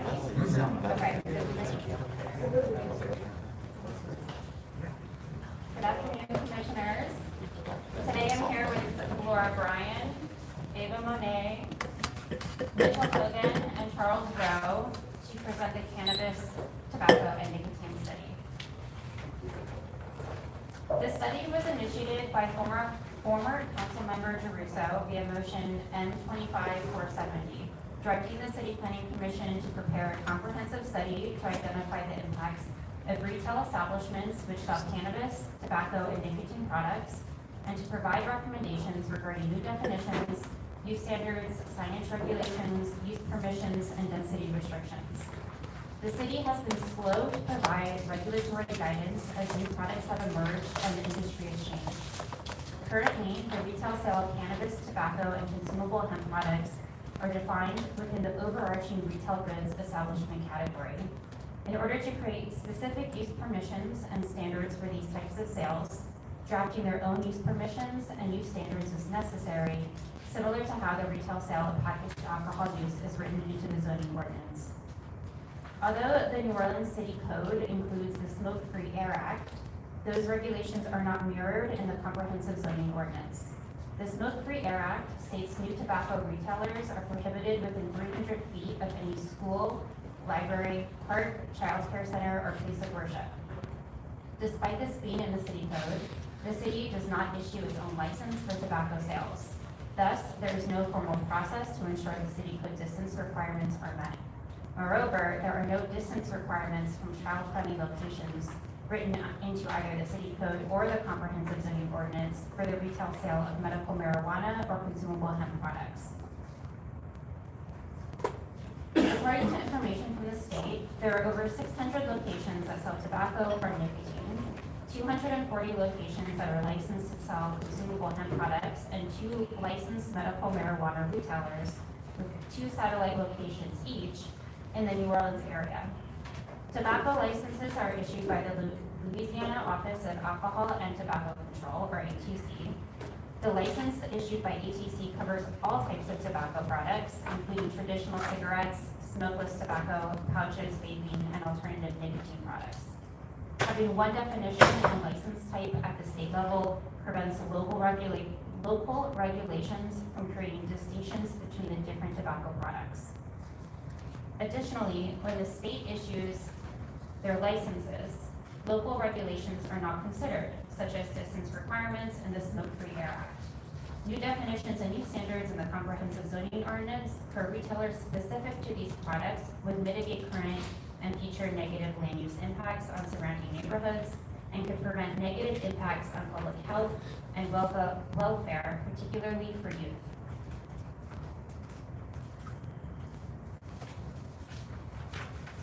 Okay, I'm gonna go to regulations and licensing. Cannabis is the first one we're looking at. And the Louisiana legislature passed laws that created the medical marijuana cultivation, consumption, and sales framework to allow consumption of medical marijuana for therapeutic purposes statewide. The Louisiana Department of Agriculture and Forestry regulates marijuana cultivation and production. The Louisiana State Board of Medical Examiners regulates prescribers, and the Louisiana Department of Health oversees the regulation of the state's medical marijuana retailers. So the cannabis is the medical marijuana. That's the one. Consumable hemp. The state allows the sale of products which contain small amounts of THC and or CBD to be sold at general retailers statewide, including grocery stores, pharmacies, and other retailers, but not gas stations and bars. In addition to the consumable, LDH also regulates the packaging of the products to ensure that they are not particularly appealing to children or share the likeness of a candy product that could confuse children, like Skittles or Chips Ahoy. The types of THC or CBD is noted on each product's packaging. The Louisiana ATC regulates consumable hemp to a lesser degree, providing additional oversight and managing retail distribution. Alternative nicotine products. Alternative nicotine products are defined as any non-combustible product containing nicotine that is intended for human consumption, whether it be chewed, absorbed, dissolved, or ingested by any other means. Alternative nicotine products are regulated by the Bureau of Alcohol and Tobacco Control through the licensing process that is the same as tobacco products, with one notable exception. The ATC manages a registry for all vapor and alternative nicotine products, including electric cigarettes that are allowed to be sold in Louisiana, as well as products that are prohibited. And lastly, tobacco. Of all the products included in this study, tobacco products are the most widely used. They are sold locally at 600 retailers, including gas stations, bars, pharmacies, grocery stores, convenience stores, and other locations. Legislatively, They are commensurate to alternative nicotine products with the exception of the required ATC registry. So just for some examples to put it in, perspective, cannabis, like you said, is a medical marijuana. They can be sold at the, pharmacies or the retailers for therapeutic use. They come in the form of flowers, which are buds, pre-rolled, vapors, concentrates, tinctures, and accessories. Consumable hemp, products like drinks, the Louis Louis, Crescent 9, they can be gummies, teas, or any other type of ingestible. Alternative nicotine products, there are lithium alternative nicotine products. They can be in the form of nicotine pouches, salts, e-liquids, or vapor devices. And tobacco are the more traditional smoking or chewing tobacco, which includes cigarettes, cigars, chewing tobacco, etc. And these are just some examples that you may have seen on your store shelves, you may have seen them at gas stations, you may have seen them in passing, you may have seen them in kids' living room. But those are just some examples of the products we're going to be discussing today. As presented in the study, staff categorized 8 distinct types of retailers relevant to the study. Medical marijuana retailers, also colloquially known as dispensaries. These retailers are permitted by Louisiana Department of Health to sell medical marijuana to patients with a prescription. There are 2 permits issued in Orleans Parish, and each is allowed a satellite location. Smoke shops are retailers that specialize in nicotine products and consumable hemp. This retailer is notable for its intensive use of signage. Convenience stores will feature tobacco and consumable hemp products as part of a much broader retail strategy. And so these products do not constitute a large portion of their sales. Additionally, some coffee shops in the cities have been able to secure permits for consumable hemp retail. This was before HB 952. This allowed permit issuance to restaurants or bars. Typically, these retailers will carry hemp seltzers and is notable for selling hemp products in an all-ages environment. Gas stations typically sell tobacco and nicotine products. Notably, consumable hemp is disallowed by state legislation at gas stations. Grocery stores may often carry cigarettes, but have now increasingly begun to carry hemp seltzers. These products are often shelved near the alcoholic beverages. Some bars and restaurants were likewise able to secure consumable hemp retail permits before HB 925 went into effect. And incidental retailers is a term that staff has coined to describe a retailer that does not fall within any of the previous categories. T-shirt and gift shops, such as those seen in the French Quarter, qualify as incidental retailer. And as of 2025, there are 608 active retail tobacco permits in Orleans Parish. You can see their distribution throughout.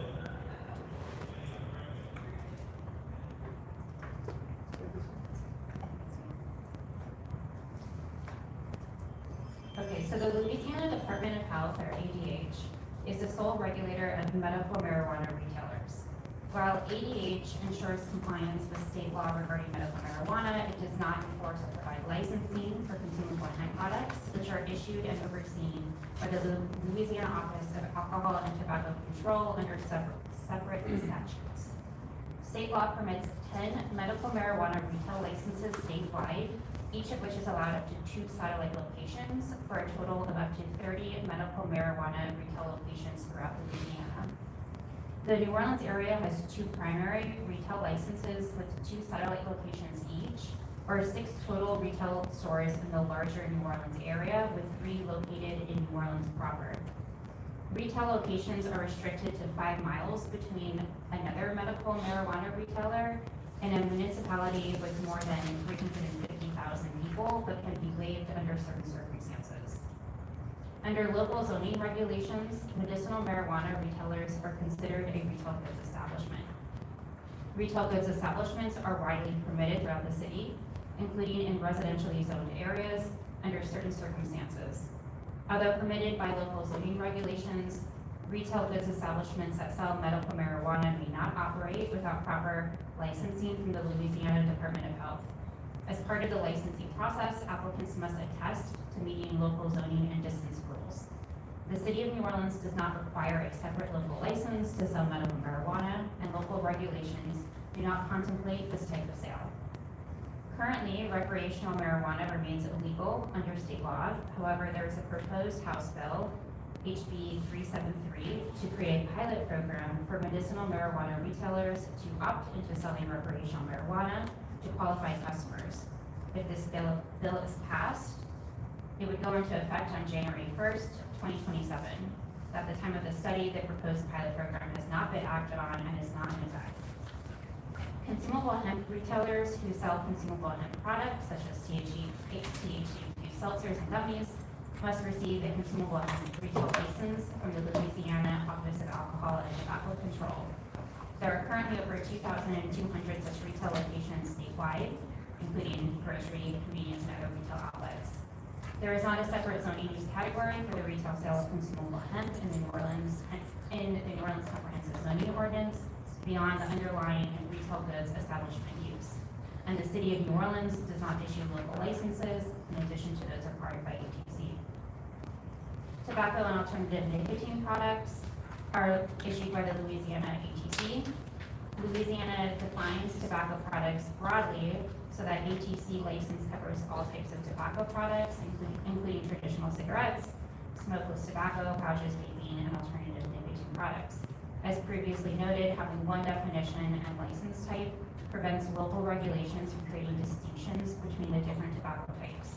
For example, the city cannot regulate cigarettes and vapes differently. Similar to the retail sale of consumable hemp and medicinal marijuana, the New Orleans Comprehensive Zoning Ordinance does not explicitly address tobacco. The city code does briefly address tobacco sale location distance requirements through the Smoke-Free Air Act, but because the city does not issue its own license for tobacco sales, the city has limited ability to ensure compliance.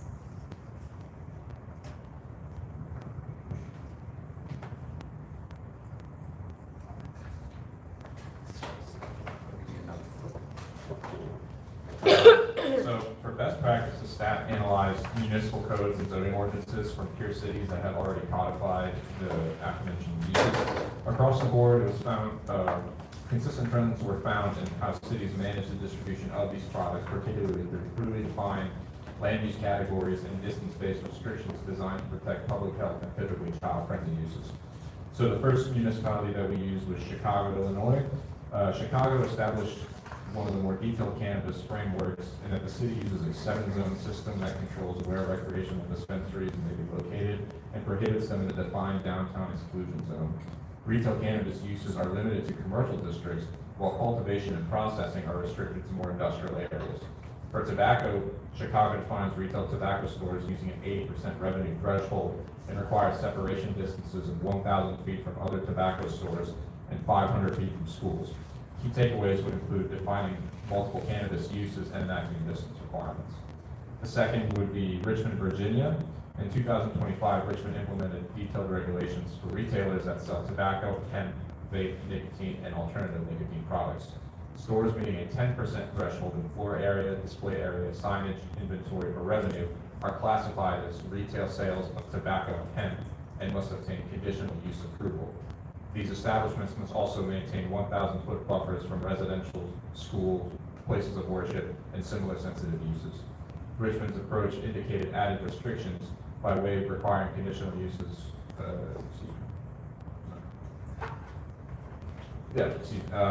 way of requiring a conditional use as well, and establishing signage restrictions to reduce use exposure. Third would be Atlanta, Georgia.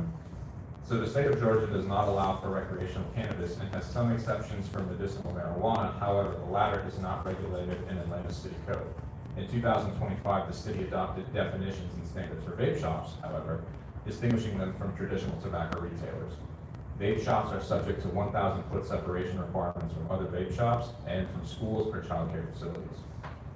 Finally, Nashville, Tennessee, which recently created a new land use category called beer and cigarette markets to regulate stores selling alcohol, nicotine, CBD, THC, and other similar products. These uses are limited to 1 per parcel and must be separated from residential areas and child-focused uses by at least 100 feet, this being the most restrictive of any of the municipality staff research. Nashville also limits window signage to 25% of the facade and prohibits perimeter lighting to control aesthetics and mitigate visual clutter. The primary takeaway and a consistent theme across all municipalities reviewed is the importance of creating and adopting standalone land use categories rather than relying on broad retail definitions. This approach allows specific departments to clearly distinguish among different types of cannabis and tobacco retailers and provides greater flexibility when establishing tailored regulatory standards. Retailers would qualify for specific land use classifications based on sales or floor area thresholds, which allows jurisdictions to determine the appropriate category according to how much of a given product the retailer sells or whether it is the primary merchandise. With standardized definitions and land use categories also comes the need to implement distance-based separation standards. These requirements help municipalities mitigate overconcentration and reduce public health impacts by establishing buffers between these retailers and child-focused or otherwise sensitive areas, including but not limited to playgrounds, places of worship, schools, and other residential districts. In addition, signage regulations, incorporating signage regulations into future land use categories would align with practices observed in other cities. These regulations commonly address window coverage and limit LED or neon signage to reduce visual clutter, maintain neighborhood character, and minimize advertising exposure to people.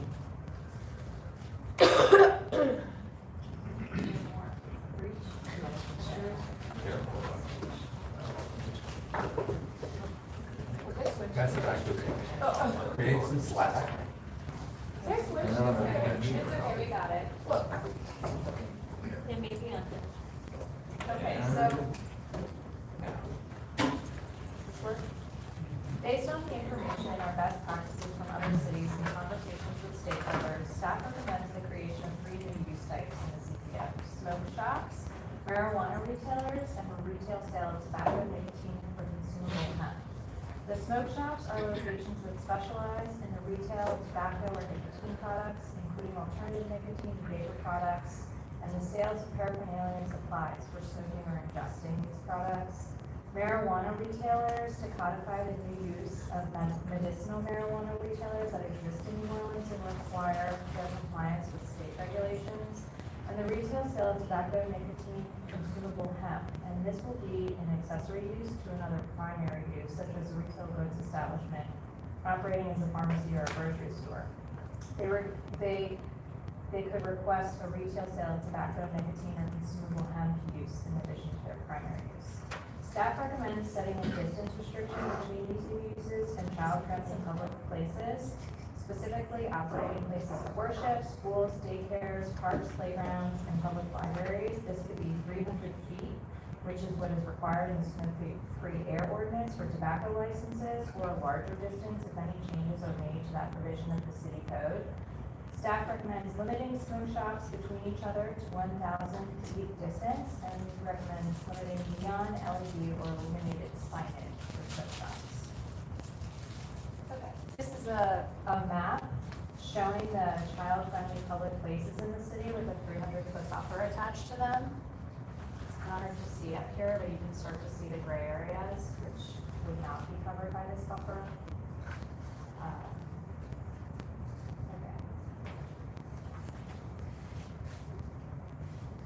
The study recommends permitting the new uses in districts which allow packaged alcohol sales. It also recommends standardizing the measurement method for distance requirements for alcohol and tobacco, which differ right now, and establishing a city license for marijuana and tobacco sales, and coordinating with HEC and LDH for enforcement and alignment. Next slide. This map shows the zoning districts in red, where smoke shops, marijuana retailers, or ancillary sales of tobacco, nicotine, or consumable hemp could be permitted. Note that this is illustrated for reference, but should a text amendment be requested by the council, staff may make changes to the proposal. So in the appendix, we included like a proposed use chart that would have the permissions for these new uses, but that would be up to the council if they wanted to move that forward, or up to staff when it comes back around for us to reconsider. So next steps, okay. The process today is the hearing whereby CPC considers the study. If approved, the study would be transmitted to the city council, and then it would be in the hands of the council to determine if they would like to move forward to make any amendments to the CZO based on the report. If they would like to make any changes, they would request a text amendment to the CZO by motion, and that request would come back to CPC staff for a formal report and then to the commission for consideration before going back to the council for final review and decisions. And that concludes our presentation.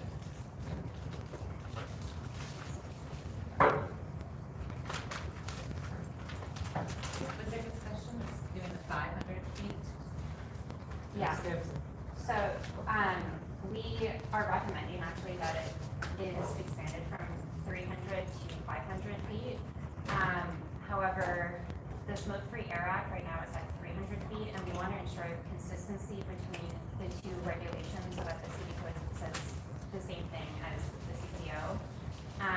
And the health department, and Daisy's here, the health department can speak a little bit more to this, has indicated that there probably will be amendments to the Smoke-Free Air Act, which I think was adopted in 2015. So it's outdated at this point, and they might make changes to incorporate some of these other uses. Right now, it's really only specific to tobacco. And so we would want to make sure to work with them to make sure that anything that we put into the zoning ordinance mirrors that. But we believe from a land use perspective that 500 feet makes sense. It is kind of the average of what we found as a best practice. And the 300 feet is small. It's about, it's the length of a block essentially. So this would provide a little bit more buffer. But ultimately, we just want to make sure that it's consistent with the Smoke-Free Air Act. Any other questions about the study before we? And can I just fit in really quick? So on page 34, it mentions, that kind of creating a city license. You can't currently do that. It would require state legislation, which doesn't presently exist. I just want to make a note of that. Yeah, thank you. That's not there in the section somewhere.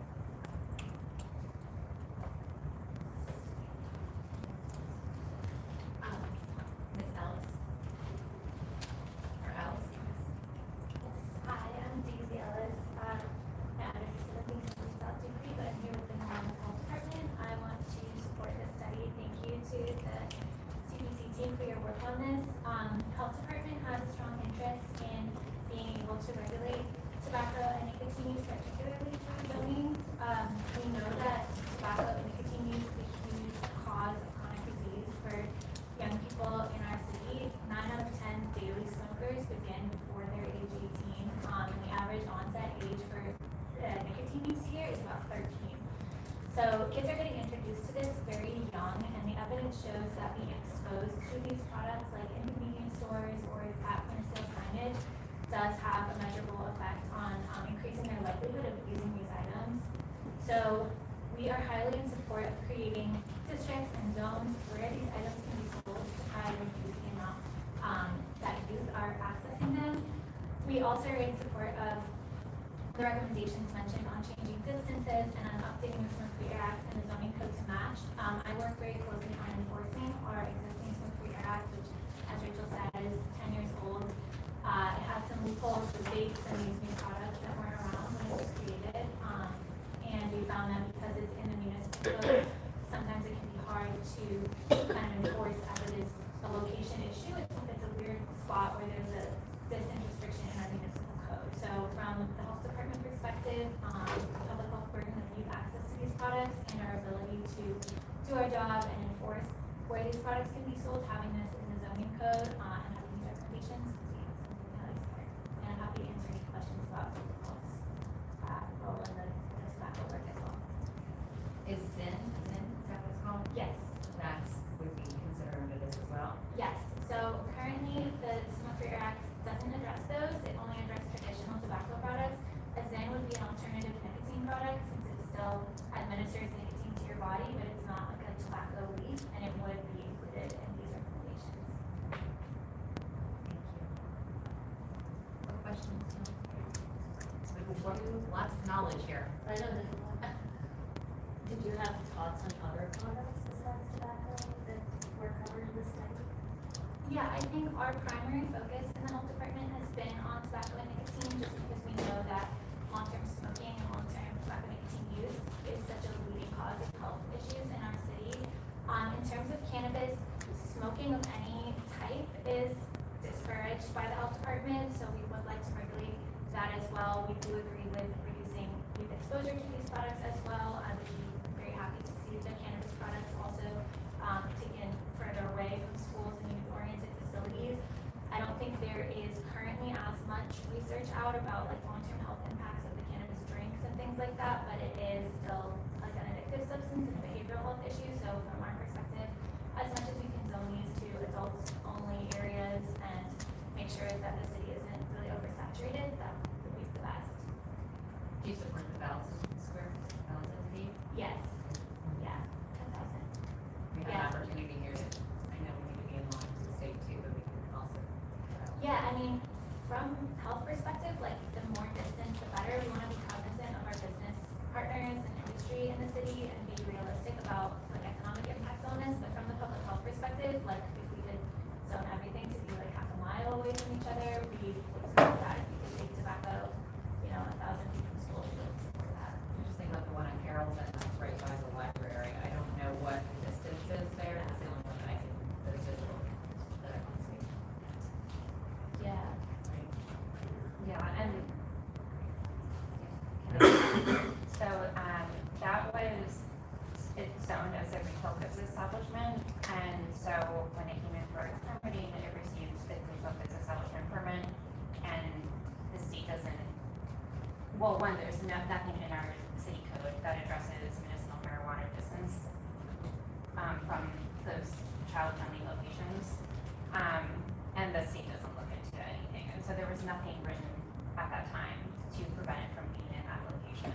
We have that issue with vape stores right now too. The Smoke-Free Air Act addresses tobacco sales within 300 feet, which, as Rachel said, is very, very close to schools, but it's only tobacco sales. So sometimes we've had businesses open, they say they won't sell tobacco, they get occupational license, and then they start selling vapes or Zans or all this other stuff, and they have a state license, and we kind of have our hands tied, and we don't have zoning code now that would allow health to restrict those items.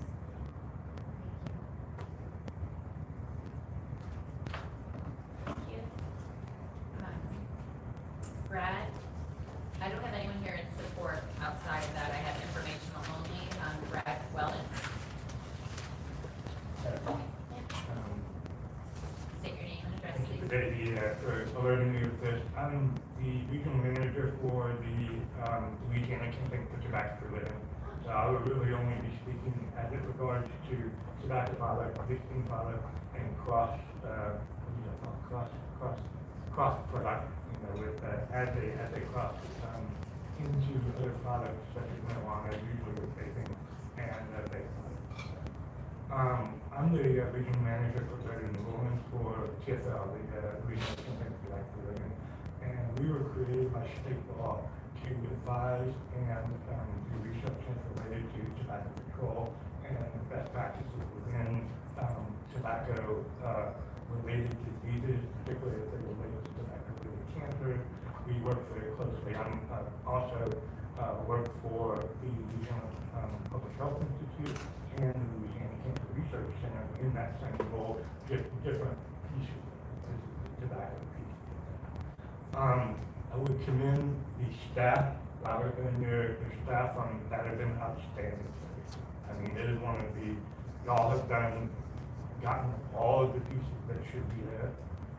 Unfortunately, we can't comment on the recommendation until the text amendments actually become part of the recommendation by the council to the BDO, or, you outline the next steps there. But there was an outstanding study. We've looked at all of the best practices nationwide, because that is part of our mandate, to keep up with CDC and what other jurisdictions are doing in terms of tobacco control. And this is really how cities, particularly municipalities, in states like Louisiana, what we call Cancer Alley, which is where a lot of the states still have different or not statewide tobacco control regulations, but it tended to devolve down to the parish and the city. So I commend the health department for what they've done. We were we worked very closely with them. We were part of one of the organizations that got the Smoke-Free Air Act passed 10 years ago. We're very proud of that. In fact, one of the things that we talked about with the Smoke-Free Air Act is it led directly to, in that 10 years, 5% reduction in lung cancer in Orleans Parish and a 2.5% reduction in all other cancer, tobacco-related cancer during that community. So, That is your time unless you all want to ask, do another stat to share those stats. yeah, and so basically, I'm here to kind of help y'all answer any questions you may have, or, like I said, an outstanding study, because it follows the best practices that we see in other areas. We work with Nashville on developing this, and one of the ways we have to tie with Nashville is the way that the musicians were tied into the Schmuck Air Act. And so we work with them very closely over the years, and this is sort of what we're seeing, as the staff rightly pointed out in the study. These tobacco products and alternative nicotine products and cross products have happened so quickly. And we're working with the health department to try to keep up with, okay, so what can we do, as the law department points out, because the state has a certain level of jurisdiction, we call it preemption.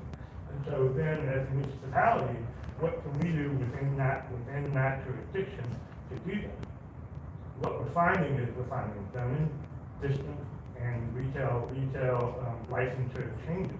But as the report rightly pointed out, because the ATC only has one license, these huge loopholes that need to be addressed through definitions and other things, largely to address a youth vaping epidemic that we're seeing, but also other alternative nicotine products. One of the largest gains in nicotine are the tobacco pouches and the non-tobacco, I mean, we call synthetic nicotine products that don't even have tobacco flavors and other things like that. So this is where we are, and if y'all need any additional information, we're here to help, and we will support the health department. I have a question. Do you find that there's anything missing from this study that would be germane to the consideration before we transmit it to the council? Yeah, that's a good question. The things that the study, and I've read it, but again, we haven't had a chance to completely go down step by step what's in there. I think that one thing in the study, it kind of inferred all the way through, but looking at flavor, because that, if you really, and because you have the distancing requirements, the distancing requirements are generally directed at you, okay? And so flavors, and it's going to depend on how you define what those flavors are and what products they are found in. For example, if the definitions are written in such a way that it isolates vaping products, and you can write it as synthetic nicotine, alternative product, however you want to do it, then those flavored products are covered by changes in the retail, the distancing requirements, or the change to require vaping shops that's where they can be sold and not at your corner retail store or at your grocery store. So those would be reserved for traditional tobacco products. As we've discussed with the health department, that is a big step forward, and it is a way that generally the state like to say that they are the only ones that control use, because the city is prohibited from doing something like other cities have done and ban what we call flavor, right? And the way that the only exception to that flavor, and it's unfortunate, would be menthol flavored cigarettes, and they are the traditional tobacco product, but they're the only traditional tobacco product that's still out there. Thank you. Thank you so much. Yeah. We do have two And cards. again, I'm available for questions, Robert, my contact information, so thank you. Thank you. We have two cards in opposition, Susan Johnson and Ryan Bowen. Welcome. You may have to turn it on. Okay. Susan Johnson, 2822 LaPage Street, Town of Carrollton Watch. Historic neighborhoods. I'm not paid to be here. The reason I'm involved with the cannabis business at all, I mean, cannabis issue is, and that's my focus here rather than smoking nicotine, is that NOLA cannabis is purely a zoning question. NOLA cannabis purchased an old eye clinic next to Nick's Library, which, you know, that's my hometown neighborhood. And within 1,000 feet, 2,000 feet of churches, schools, and right around, right in the vicinity of residences. So the sale of cannabis, as we've discovered, we didn't need a pilot program to figure it out, is a transformational experience in the historic neighborhoods in any neighborhood. I think that's not commercial. And from my point of view, and Mr. Bain is going to be able to provide a little texture on what it's like to live next door to one of these places, marijuana retailers, that they should really strictly be in commercial zoning, strictly commercial, not HUB1, but commercial. And in fact, this is the only retailer. There are just 29 out of a possible 30 in the process state, as you might know.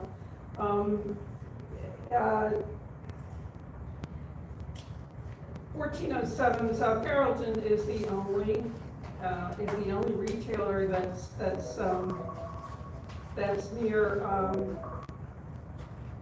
near residences. And just one thing I wanted to point out, if you'll allow me, is the question is, was the federal status of cannabis ever mentioned in the project? Because it's still a Schedule I controlled substance. And back in 1970, when that act was passed, pot was a lot weaker than it is now. I mean, just another point is that prescription is not the right term. That's a federal term, and recommendation is used instead. That's a state term. So otherwise, those hours are excessive, and I'm sure that'll be part of Mr. Bain's presentation, and I won't take up any more of your time. Cannabis should not be sold around in residential areas. Thank you.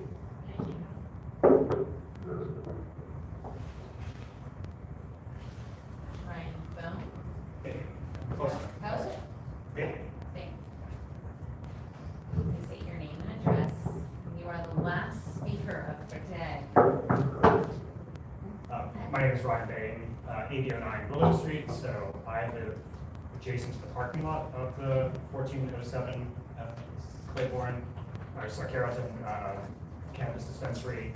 There are about 5 or 6 residential lots that directly abut that property, mostly backyards, but I and another one with our directly side of our lots directly abut it. The other neighbor, of course, is the Nick's Library.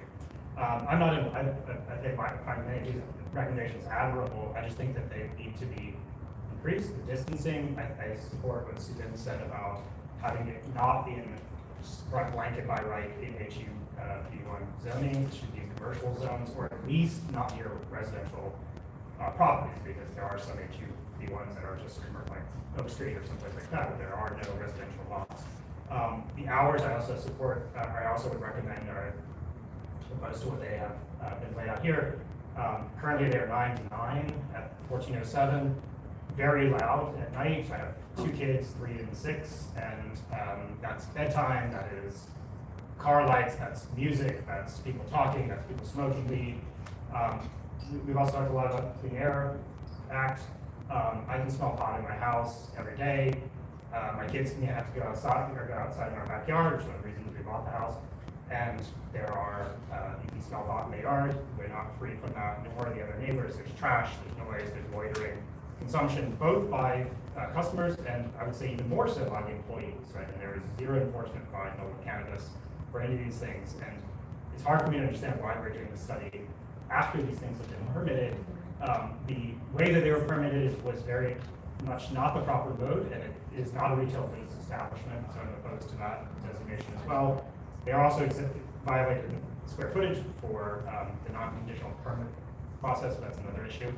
And so I think all these things need to be taken into account in these studies. Hours are huge, non-residential lots, really important, because really affected us when we bought the house. This was not legal in the state of Louisiana.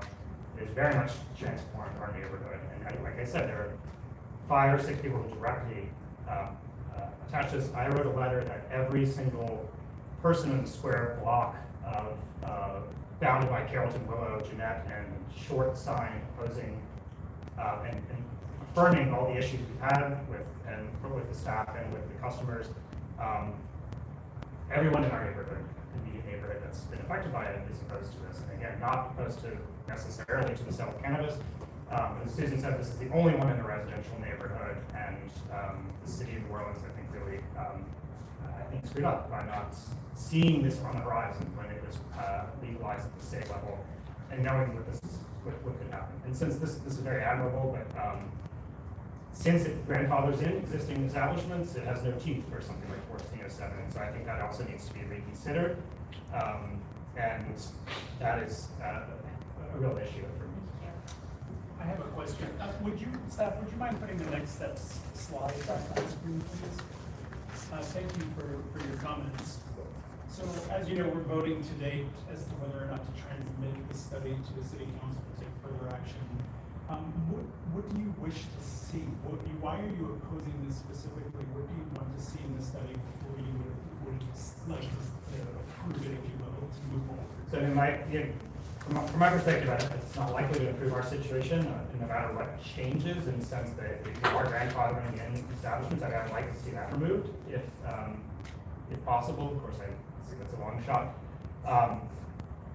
I would like the hours to be recommendations, at the very least, to be changed. That would be something that would give us a document to refer to, some kind of leverage, to at least improve the situation in our neighborhood currently. So if the recommended hours were something like 10 to 5, 9 to 5, something like that, that would at least prevent loitering around the neighborhood. It's much harder to control those things after it's dark, right? And people have come, just sat on our porch and smoked pot, they walk by, they litter, I've seen people employees smoking joints in front of my house when I'm getting my 3-year-old out of the car. If you know the neighborhood, that's not the kind of neighborhood it was. And so if we had something like a reduction in hours, or something we could point to, even if our local shop is grandfathered in, you could say, in our conversations with them, they haven't been particularly, play ball with us so much, but that would be something at least we could point to. These are the recommendations. This is what has been the city of New Orleans is asking for any new businesses. And there won't be new businesses, right? There's only 30 possible states, so these recommendations are all well and good for a new vape shop. For a cannabis store, they won't really change the landscape at all. But if you do those things, it's something we can at least point to. How many cannabis shops are there? Dispensaries are in the state? There won't be 6, I believe. There's 3 in New Orleans proper and 6 like in the area. And so the way that the regulations work is that you can have we can have 10 total in the state of Louisiana, but each one can have 2 satellite locations. So you have a total of 30. And you're supposed to be distanced at least 5 miles from one another, but there are exceptions to that, which is why there are some in New Orleans that are closer than that 5-mile distance. Is there, we ever know if there's a way to put a moratorium on some of these things? Just like we did with SDRs, is there something where you can pull back on some of the regulations or something? Are you asking for the cannabis or for For the cannabis dispensary? Well, there's a max on, There's a max, but something that's already in place, like is there something? You're talking about the grandfathering? Yeah. Yeah, so it's the same issue as with the short-term rentals. They have vested as a land use, which runs with the land. So the city is not able to apply any new law retroactively. But can we do something where the land use is taken out of the residential land uses and then What it would do is there would be make like it a sunset non-conforming. clause or something of some of these uses? It would turn it into a non-conforming use. So it would be a little less of a right, but still a vested right as long as they operate and they can continue it. Yeah. I think there's some teeth with having the distance, going to 1,000 square feet and then only making the commercial areas. So, yeah, the recommendation is that it's 1,000 feet from smoke shops. So smoke shops are, the recommendations that there would be the 1,000 foot distance from each other, thank you. And then the other recommendation is that it would be the 500 foot distance from any child-friendly locations. In addition to that, for smoke shops, medical marijuana, consumable hemp, etc. What about hours? I forgot. We had some hours that we had put in as some placeholders, but we could flesh that out in the text amendment portion. For medical marijuana and for smoke shops, the retail sale of the others would be kind of dictated by the primary use. So we could put use standards in specifically for medical marijuana and smoke shops, which we would do. When you go back to the slide that shows the uses, sorry, different types of shops that you were, that create new different land designations, yes, no. So smoke shop is what? And marijuana is how many things in retail, so like what is? The smoke shop would be a combination of tobacco and consumable hemp, and it would be dictated by the square footage of that product sale in the store, so that something that is like Walgreens would not fall into a smoke shop category, but something that is like a true smoke shop would fall into that category. So this is something that we talked about with zoning and safety and permits about how they regulate these types of things, and they said they regulate by square footage of like product space. And so that's how we were defining it. And then marijuana retailers, the medicinal marijuana, and then retail sale of tobacco and nicotine consumable hemp is any store that wishes to sell those products. So the only place to buy leaf marijuana is at a marijuana retailer, Yeah. which is a medical use. Right.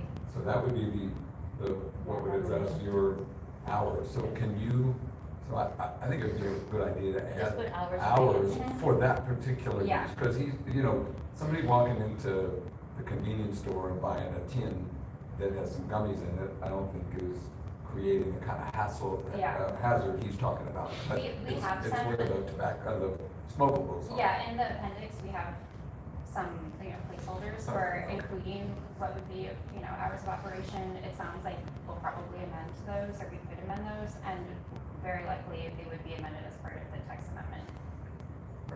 And when you say retail sale of tobacco, nicotine, consumable hemp, and gummies and whatever else, is that the one that you would sell in t-shirt shops? Yeah. Well, not just t-shirt shops, that would be a secondary, correct me if I'm wrong, it would be like a secondary use to even like a Walgreens or something like that. And the main purpose of that is so that we would have a way to determine the distance requirements. So we would be able to ensure that, that these differences, the Walgreens or the CVS or whatever, that they're adhering to these distance requirements. That's why that secondary, usage category was being. It mirrors the sale of alcohol. Exactly. So the use permissions would be the same basically, as where that's what we're getting because of the kind of control of those types of uses. Yeah, and, and a lot of the issues that we hear about also from the retail sale of alcohol is pretty similar to what you're saying, where it's more to do with like the operator and the operation of the business and less to do with land use. And so we can do what we can to address this, but ultimately it comes down a lot to the operation of the business. Because it sounds like you have an enforcement issue as well. We do, I think this business, and I've spoken to the CEO many times, who has not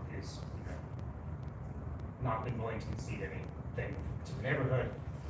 None of their other shops are anywhere near residences. They're on strip malls or like the wine shop tourists, and so, they just don't even consider these issues. And this was something, again, of course, the city should have planned ahead before this happened and should have zoned accordingly.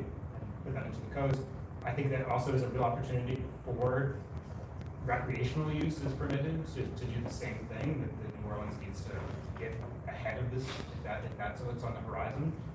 Because that would not be automatic necessarily at this location, so there's something that you could do about preventing recreational use from happening at that place. But yes, there is, I mean, enforcement at the neighborhoods and systems, they now have security guards sometimes in the parking lot, help a little bit, but there is very little enforcement of actual, and particularly in the, the management of these stores are like 24-year-olds who smoke pot in a day.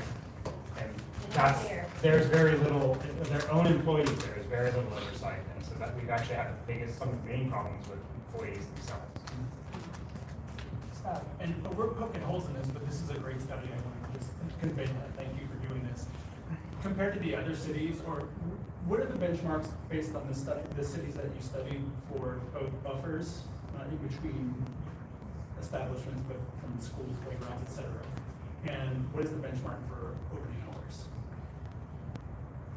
I'm gonna have Mitchell talk to that. Yeah, in regards to buffers, I think, and you'll find it, sort of the following the best practices in the study, is that 1,000 feet was sort of the benchmark as to, because, I mean, the scale between them, like I said earlier, Nashville is like 100 feet for there, which is extremely, can't do anything with that. So, but 1,000 feet was sort of that comfortable area where most of these establishments in these other cities were sort of placing it. I can't really speak to the hours of operation because most of them, from what I've gathered, probably fall under the same sort of retail categories that you would see, that we kind of have included here.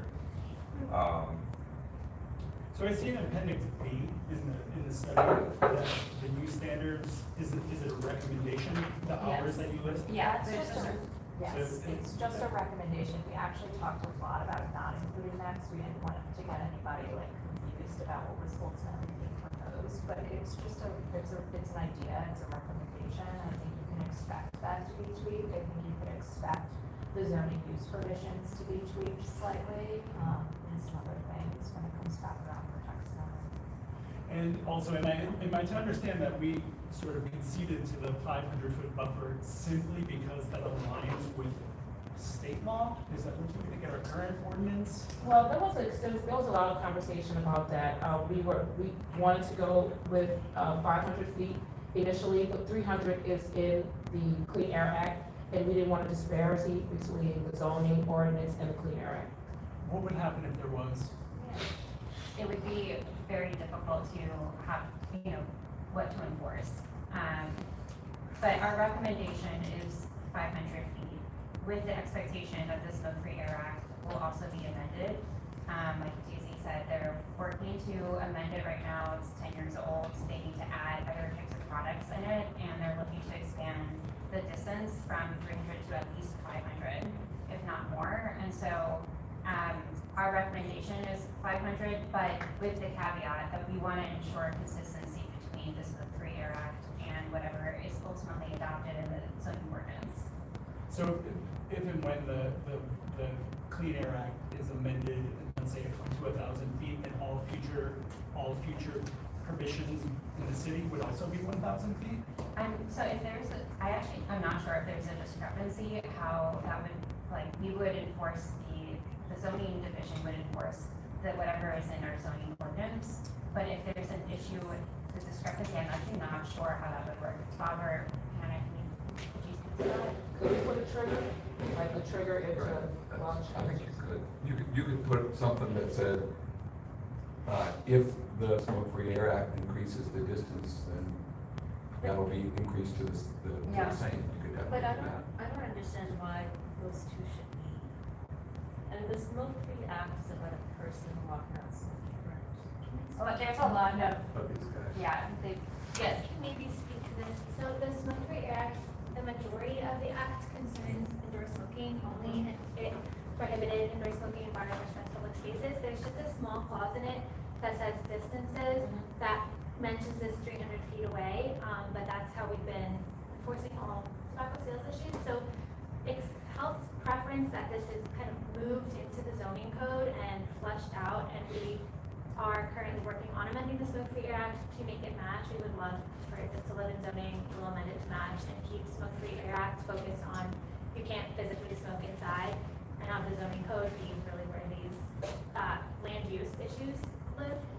So we Why want- can't the land use then be 1,000 feet and then the smoke free then aims to go to that? That would be great. Yeah. You know, Yeah. to me that makes more, because then we Yeah. don't want to be following up, you know, like we're the ones who send the land use. I tried some other policies in the past to get flavors removed out of gas stations, to get things away from schools using the Unicode, and we run into like some preemption issues and some issues about whether the municipal code is the right place to do that. So that's kind of how health came around to hoping tobacco and nicotine could be included in this study. So I think having this study done and having y'all's recommendations would also help us be able to advance some of these goals too. So we'd be super excited with 1,000 or 5,000. I will say this, I was the lone concern expresser in setting something 500 and 1,000 to me. I do feel like when you start setting 1,000 feet away from these uses, you will end up with a map that has these uses in certain neighborhoods alone. Because they already exist, there's already, existing licenses. But when you set out 1,000 feet, there's certain places that are less invested in with parks, they're less invested in with schools. And so when you set 1,000 feet, certain neighborhoods, that will preclude certain neighborhoods from having these uses. And neighborhoods that have less investment in them will be the places that this is possible in. And you don't want a map that reflects that. That was my concern. That's a great point, but what's the converse? Yeah, so I think we haven't quite found like the sweet spot of exactly how that would look. That's why I think there might be some changes that would come around with the text amendment. I think we're all a little worried about like where the allowances are showing up on the map and how we could correct that. And I don't know the answer yet. I mean, you might have to have different buffer distances based on certain zoning types or other types of uses. One thing that you just brought up, which I don't think we had included, with like Chicago did, was to include like residential zoning within that buffer distance, so if That there would speak is. to some of the issues that you just raised, which I think are really great points. Yeah. And from my perspective, my house is a child-free, child-friendly space. Yeah, if you So- add schools, churches, residential neighborhoods. Like a residential As zone. Residential, 1,000 as square 1,000 feet, then you're not putting a burden on a residential neighborhood to have the smoke shop in there. Yeah. Then you are then pushing these to commercial places where they should be. And I'll say this as well, it took us a long time to like wrap our heads around this, because we said smoke shops, but you have to remember the state will not let us differentiate between smoke shops and tobacco. That's why, you know, when we were saying, we wanted to do something to preclude the prevalence of these smoke shops, our hands were kind of tied because we can't separate that from tobacco sales. But we can't, we can't separate tobacco from like alternative Alternative, products. So it sounds like with making a potential recommendation moving forward, the issues with Hours and buffers. Yeah, hours and buffers. We do in have, zoning districts. Yes and no. we have precedent for certain uses from being a certain location from residential districts, I think reception facilities. Is that right? And is it 200 feet? Because you have to remember that the zoning districts abut one another, so if there's like a corridor, that is, you know, HEB 1, it would, like a 200-foot distance would eliminate basically that whole corridor, because they would all be adjacent to the residential zoning district behind it. If that makes sense. So can we add considerations that? And the reason I'm saying that, sorry, is just because I think it would really limit, if we go to 1,000 feet from residential districts, it would really limit the possibility of like any of these uses. We'd have to map it. We can do either one. Do the same distance, do the buffers apply to the last category, just the general retail? Yes. And that's why that category is created, basically to make sure that there is that distance from the child-friendly locations. But what about between each other? Oh, not between each other. The only one that has that For the smoke is shop. for the smoke shops. And we didn't include it from medical marijuana because there's the 5-mile regulation from the state. So out of the items that we've discussed today, what changes would you make to your study? It sounds like, Conversation. Definitely hours. the hours of operation, a distance requirement from residentially zoned areas. And looking into adding a trigger to say if the laws in the Smoke-Free Air Act change, then the hour recommendations are, the zoning ordinance will change with that. Yeah, it sounds like maybe from what Daisy's saying that ours might come first and then be mirrored. We, and obviously we'll work with however the right way to proceed is. We had been ideally hoping that we could move a text amendment and updates to the Smoke-Free Air Act as like one package, just clean everything up, and there's a few other goals in the Smoke-Free Air Act in terms of recognizing different products that we would wanna use y'all's definitions to make sure that matches as well, and just get it all done at once. We're trying to give Daisy some teeth to be able to go to the Yeah. state, Awesome. right? To be able to say. Also, just FYI, there's a provision in the CCO that allows for the stricter, regulation. Yeah. Okay, so So if so if there's a conflict, it would go with unless, unless it specifies otherwise. Okay, So if you had a 300, 500, 500 would cover. Unless Would be for the zoning enforcement. Okay. This is always the flow zones too. So, okay, so hours of operation, distance from residentially zoned areas. What else? As well, are we talking about buffers between playgrounds, et cetera, as well? We can't talk about that yet. I That's mean, a change if that you we're want to see. considering 300 to 500, I would like to land on 500 for sure, minimum. I would say 1,000. I would also say 1,000. So we said buffer is like the use, instead you want to buffer our playgrounds rather than. That's significant. I mean, It's significant. if you look at a map where the allowable licenses would be, I mean, basically it'll be these. You know, maybe some places on, They say, right, yeah. there's more vast. Yeah. To the southeast box. Yeah, 1,000 feet is a long. What about just in the historic districts? So with that, green. Look at the maps, which one? But, you can sort of see in the maps, we have 300, 500, and 1,000 just, buffer in here. Is it in the appendix? Yeah, appendix C. Would it be, 42. what about just the historic regulatory districts to do 1,000? In which district? The 20 historic neighborhoods. Well, no, that's what we were saying. If you map it, if you say it's gonna be 1,000 feet, that would by default eliminate those. But she said just within those districts. But I'm saying that it would eliminate, if you did it Yeah, yeah, yeah. citywide, it would eliminate those districts by default.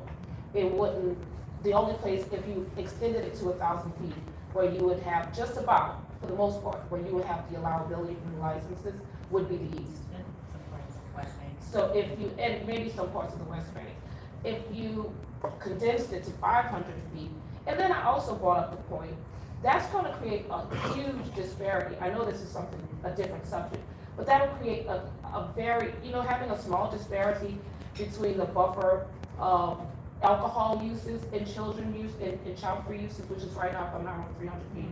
To have that at 300 feet, and then to have tobacco, the buffer between tobacco and that at 500 feet, that's one thing. But to have that at 300 feet, and then to have the buffer with tobacco at 1,000 feet, that's a 700-foot difference. And what's the logic behind that? You know, to say that tobacco has to be 700 feet further away from child-friendly uses as opposed to alcohol. What would be the logic behind that? I really appreciate your very analytical approach to this. Thank you. I think the logic behind it is that we have an opportunity to change the code. Do we want these uses? Do we want these uses? We're constantly looking at safety, quality of life, and the world's changed so much since this has happened in 2015, right? And there's a lot of, that'd be my, you guys. Well, I agree, but I also, the kind of social justice perspective here about creating creating these high concentrated communities in the east or parts of the West Bank is also a big concern to me as well. To me, I mean, I think- looking at I it think as an that's- overall reduction of use, you know, and having it only so spots. You know, it's such a problem with teenage alcoholism, it's such a problem, you know, so. Now, all these alternative products, people are like, well, people are not drinking that much because they're doing all this other alternative products, you know? They're just, there's too much access to everything. Y'all feel comfortable with 500? I mean, you produced the study, we're having great conversations, this is what we want. I feel like 500, it splits the difference between increasing what's already exists and not going, you know, to the point where you make it prohibited. That's to me, that's a fair, you know, we're making improvement, but we're also not making it, we're not, you know, I don't wanna say, we're not making it where you can't do this anywhere. Maybe with the subject to, the provision that we're subject to, the Clean Air Act triggering any changes. Yeah, I think that is a nice compromise between all the different competing factors. 500. I say 1,000, but I think we have to. I might have to like put it on the map. But I feel like everybody else. Y'all are the experts in here. One thing that we thought about in health is if we're recommending to council a higher number with the understanding that people will oppose and not get down on, that might help us end up at 500, which I agree if we don't want it to be totally disparate across neighborhoods. I know when we have approached council for prior proposals, there is concern about businesses, about people having their sales, and about just managing all those competing desires. Health department, obviously we want these products out, but maybe we could plan for that. Yes, Dr. Can I make that suggestion? Can we say 500, a range of 500 to 1,000? Yes. With the caveat that, special attention needs to be made with respect to, the impact on, you know, environmental justice issues, and, you know, making sure that certain neighborhoods are not, disproportionately impacted by, the resulting numbers. I will say that, and I don't want to discount anything that David said, one of the things we talked about is that it points out an underlying issue with how our land use is, because it's, you know, the fact that you can have impacts in some areas and not others is because of the underlying zoning. And I think that's kind of the bigger picture here that we may want to circle back on. And if we could have recommended a distance requirement change for alcohol, we would have, so there was consistency, but it's out of the scope of the study, unfortunately. So I think we're ready to make a motion based on those changes. I'm happy to make them, maybe you can help me. But there's also, there's one more question, like, did y'all think about limiting the number of outlets? Sorry, I didn't hear you. Did they think about limiting the number of outlets? We did not talk about that. No. Like, again, just looking at our SDRs, yeah, one per block and one this, like. This Yeah, well, I guess one per block is one way. That's a good one. That's like a one. You know, so if you have one and you have your little radius. One per square. You have that radius and then square. So the distance, the distance is measured by radius though, so like, I think I'm there not was saying one actually. per block, I'm just saying one. Yeah, One per block or radius, Oh, one whatever the per math is. 300-foot radius, or whatever radius we decide. I do think, not just. Yes, say it. I mean, the one per block is a challenge. Not that I agree. we would be dealing with quite as many requests. You could also get them clustered on the corners, you know, with four right next to each other. And are you referring to smoke shops, retail establishments? Because dispensaries already have the Yeah, limitation. I'm talking about smoke shops. Smoke shops. And alcohol, like we have that as a thing, but, you know, smoke shops. So what would the radius be? So the radius, like we're going with what we were saying, the 500 to 1,000 foot radius, I think it would be more limiting to have it not by block or blocks, but by those child-friendly locations. Are we ready? We are ready. You're right. Okay, I move to Ready? adoption of the study. Subject to, considering a 500 to 1,000 foot buffer zone, as well as, how do I want to say this, maybe looking at other benchmark, opening hours across our peer cities, right, comparable cities. Was there anything else? A recommendation of 10 to 6 PM, but then look at what that looks like. Hours of Only because And they then- should offer 5 and then go for bed. And the proximity to residential districts. Wait, one more. We're looking at the environmental racism. And environmental justice issues. Environmental justice issues. Was there anything else? Yeah, that's was what I was thinking. Disproportionate impact to communities. Is there a second? Commissioner Jackson, second. Any discussion? All right. Commissioner C. Yes. Commissioner Josie Gupta. Commissioner Kemper. Commissioner Jackson. Yes. Commissioner Richard, yes. Commissioner Bochet, yes. Motion carries. Thank you all for being here. Discussion. Thank you for that. You need a motion to adjourn. No, it's different. All right. Can we get a second? All in favor? All in favor? Anthony, what do you know? It's the 28th. It's 11 o'clock. You're going to be right. Right. This is a call to the meeting. You met. This is our new commission. Yeah, yeah.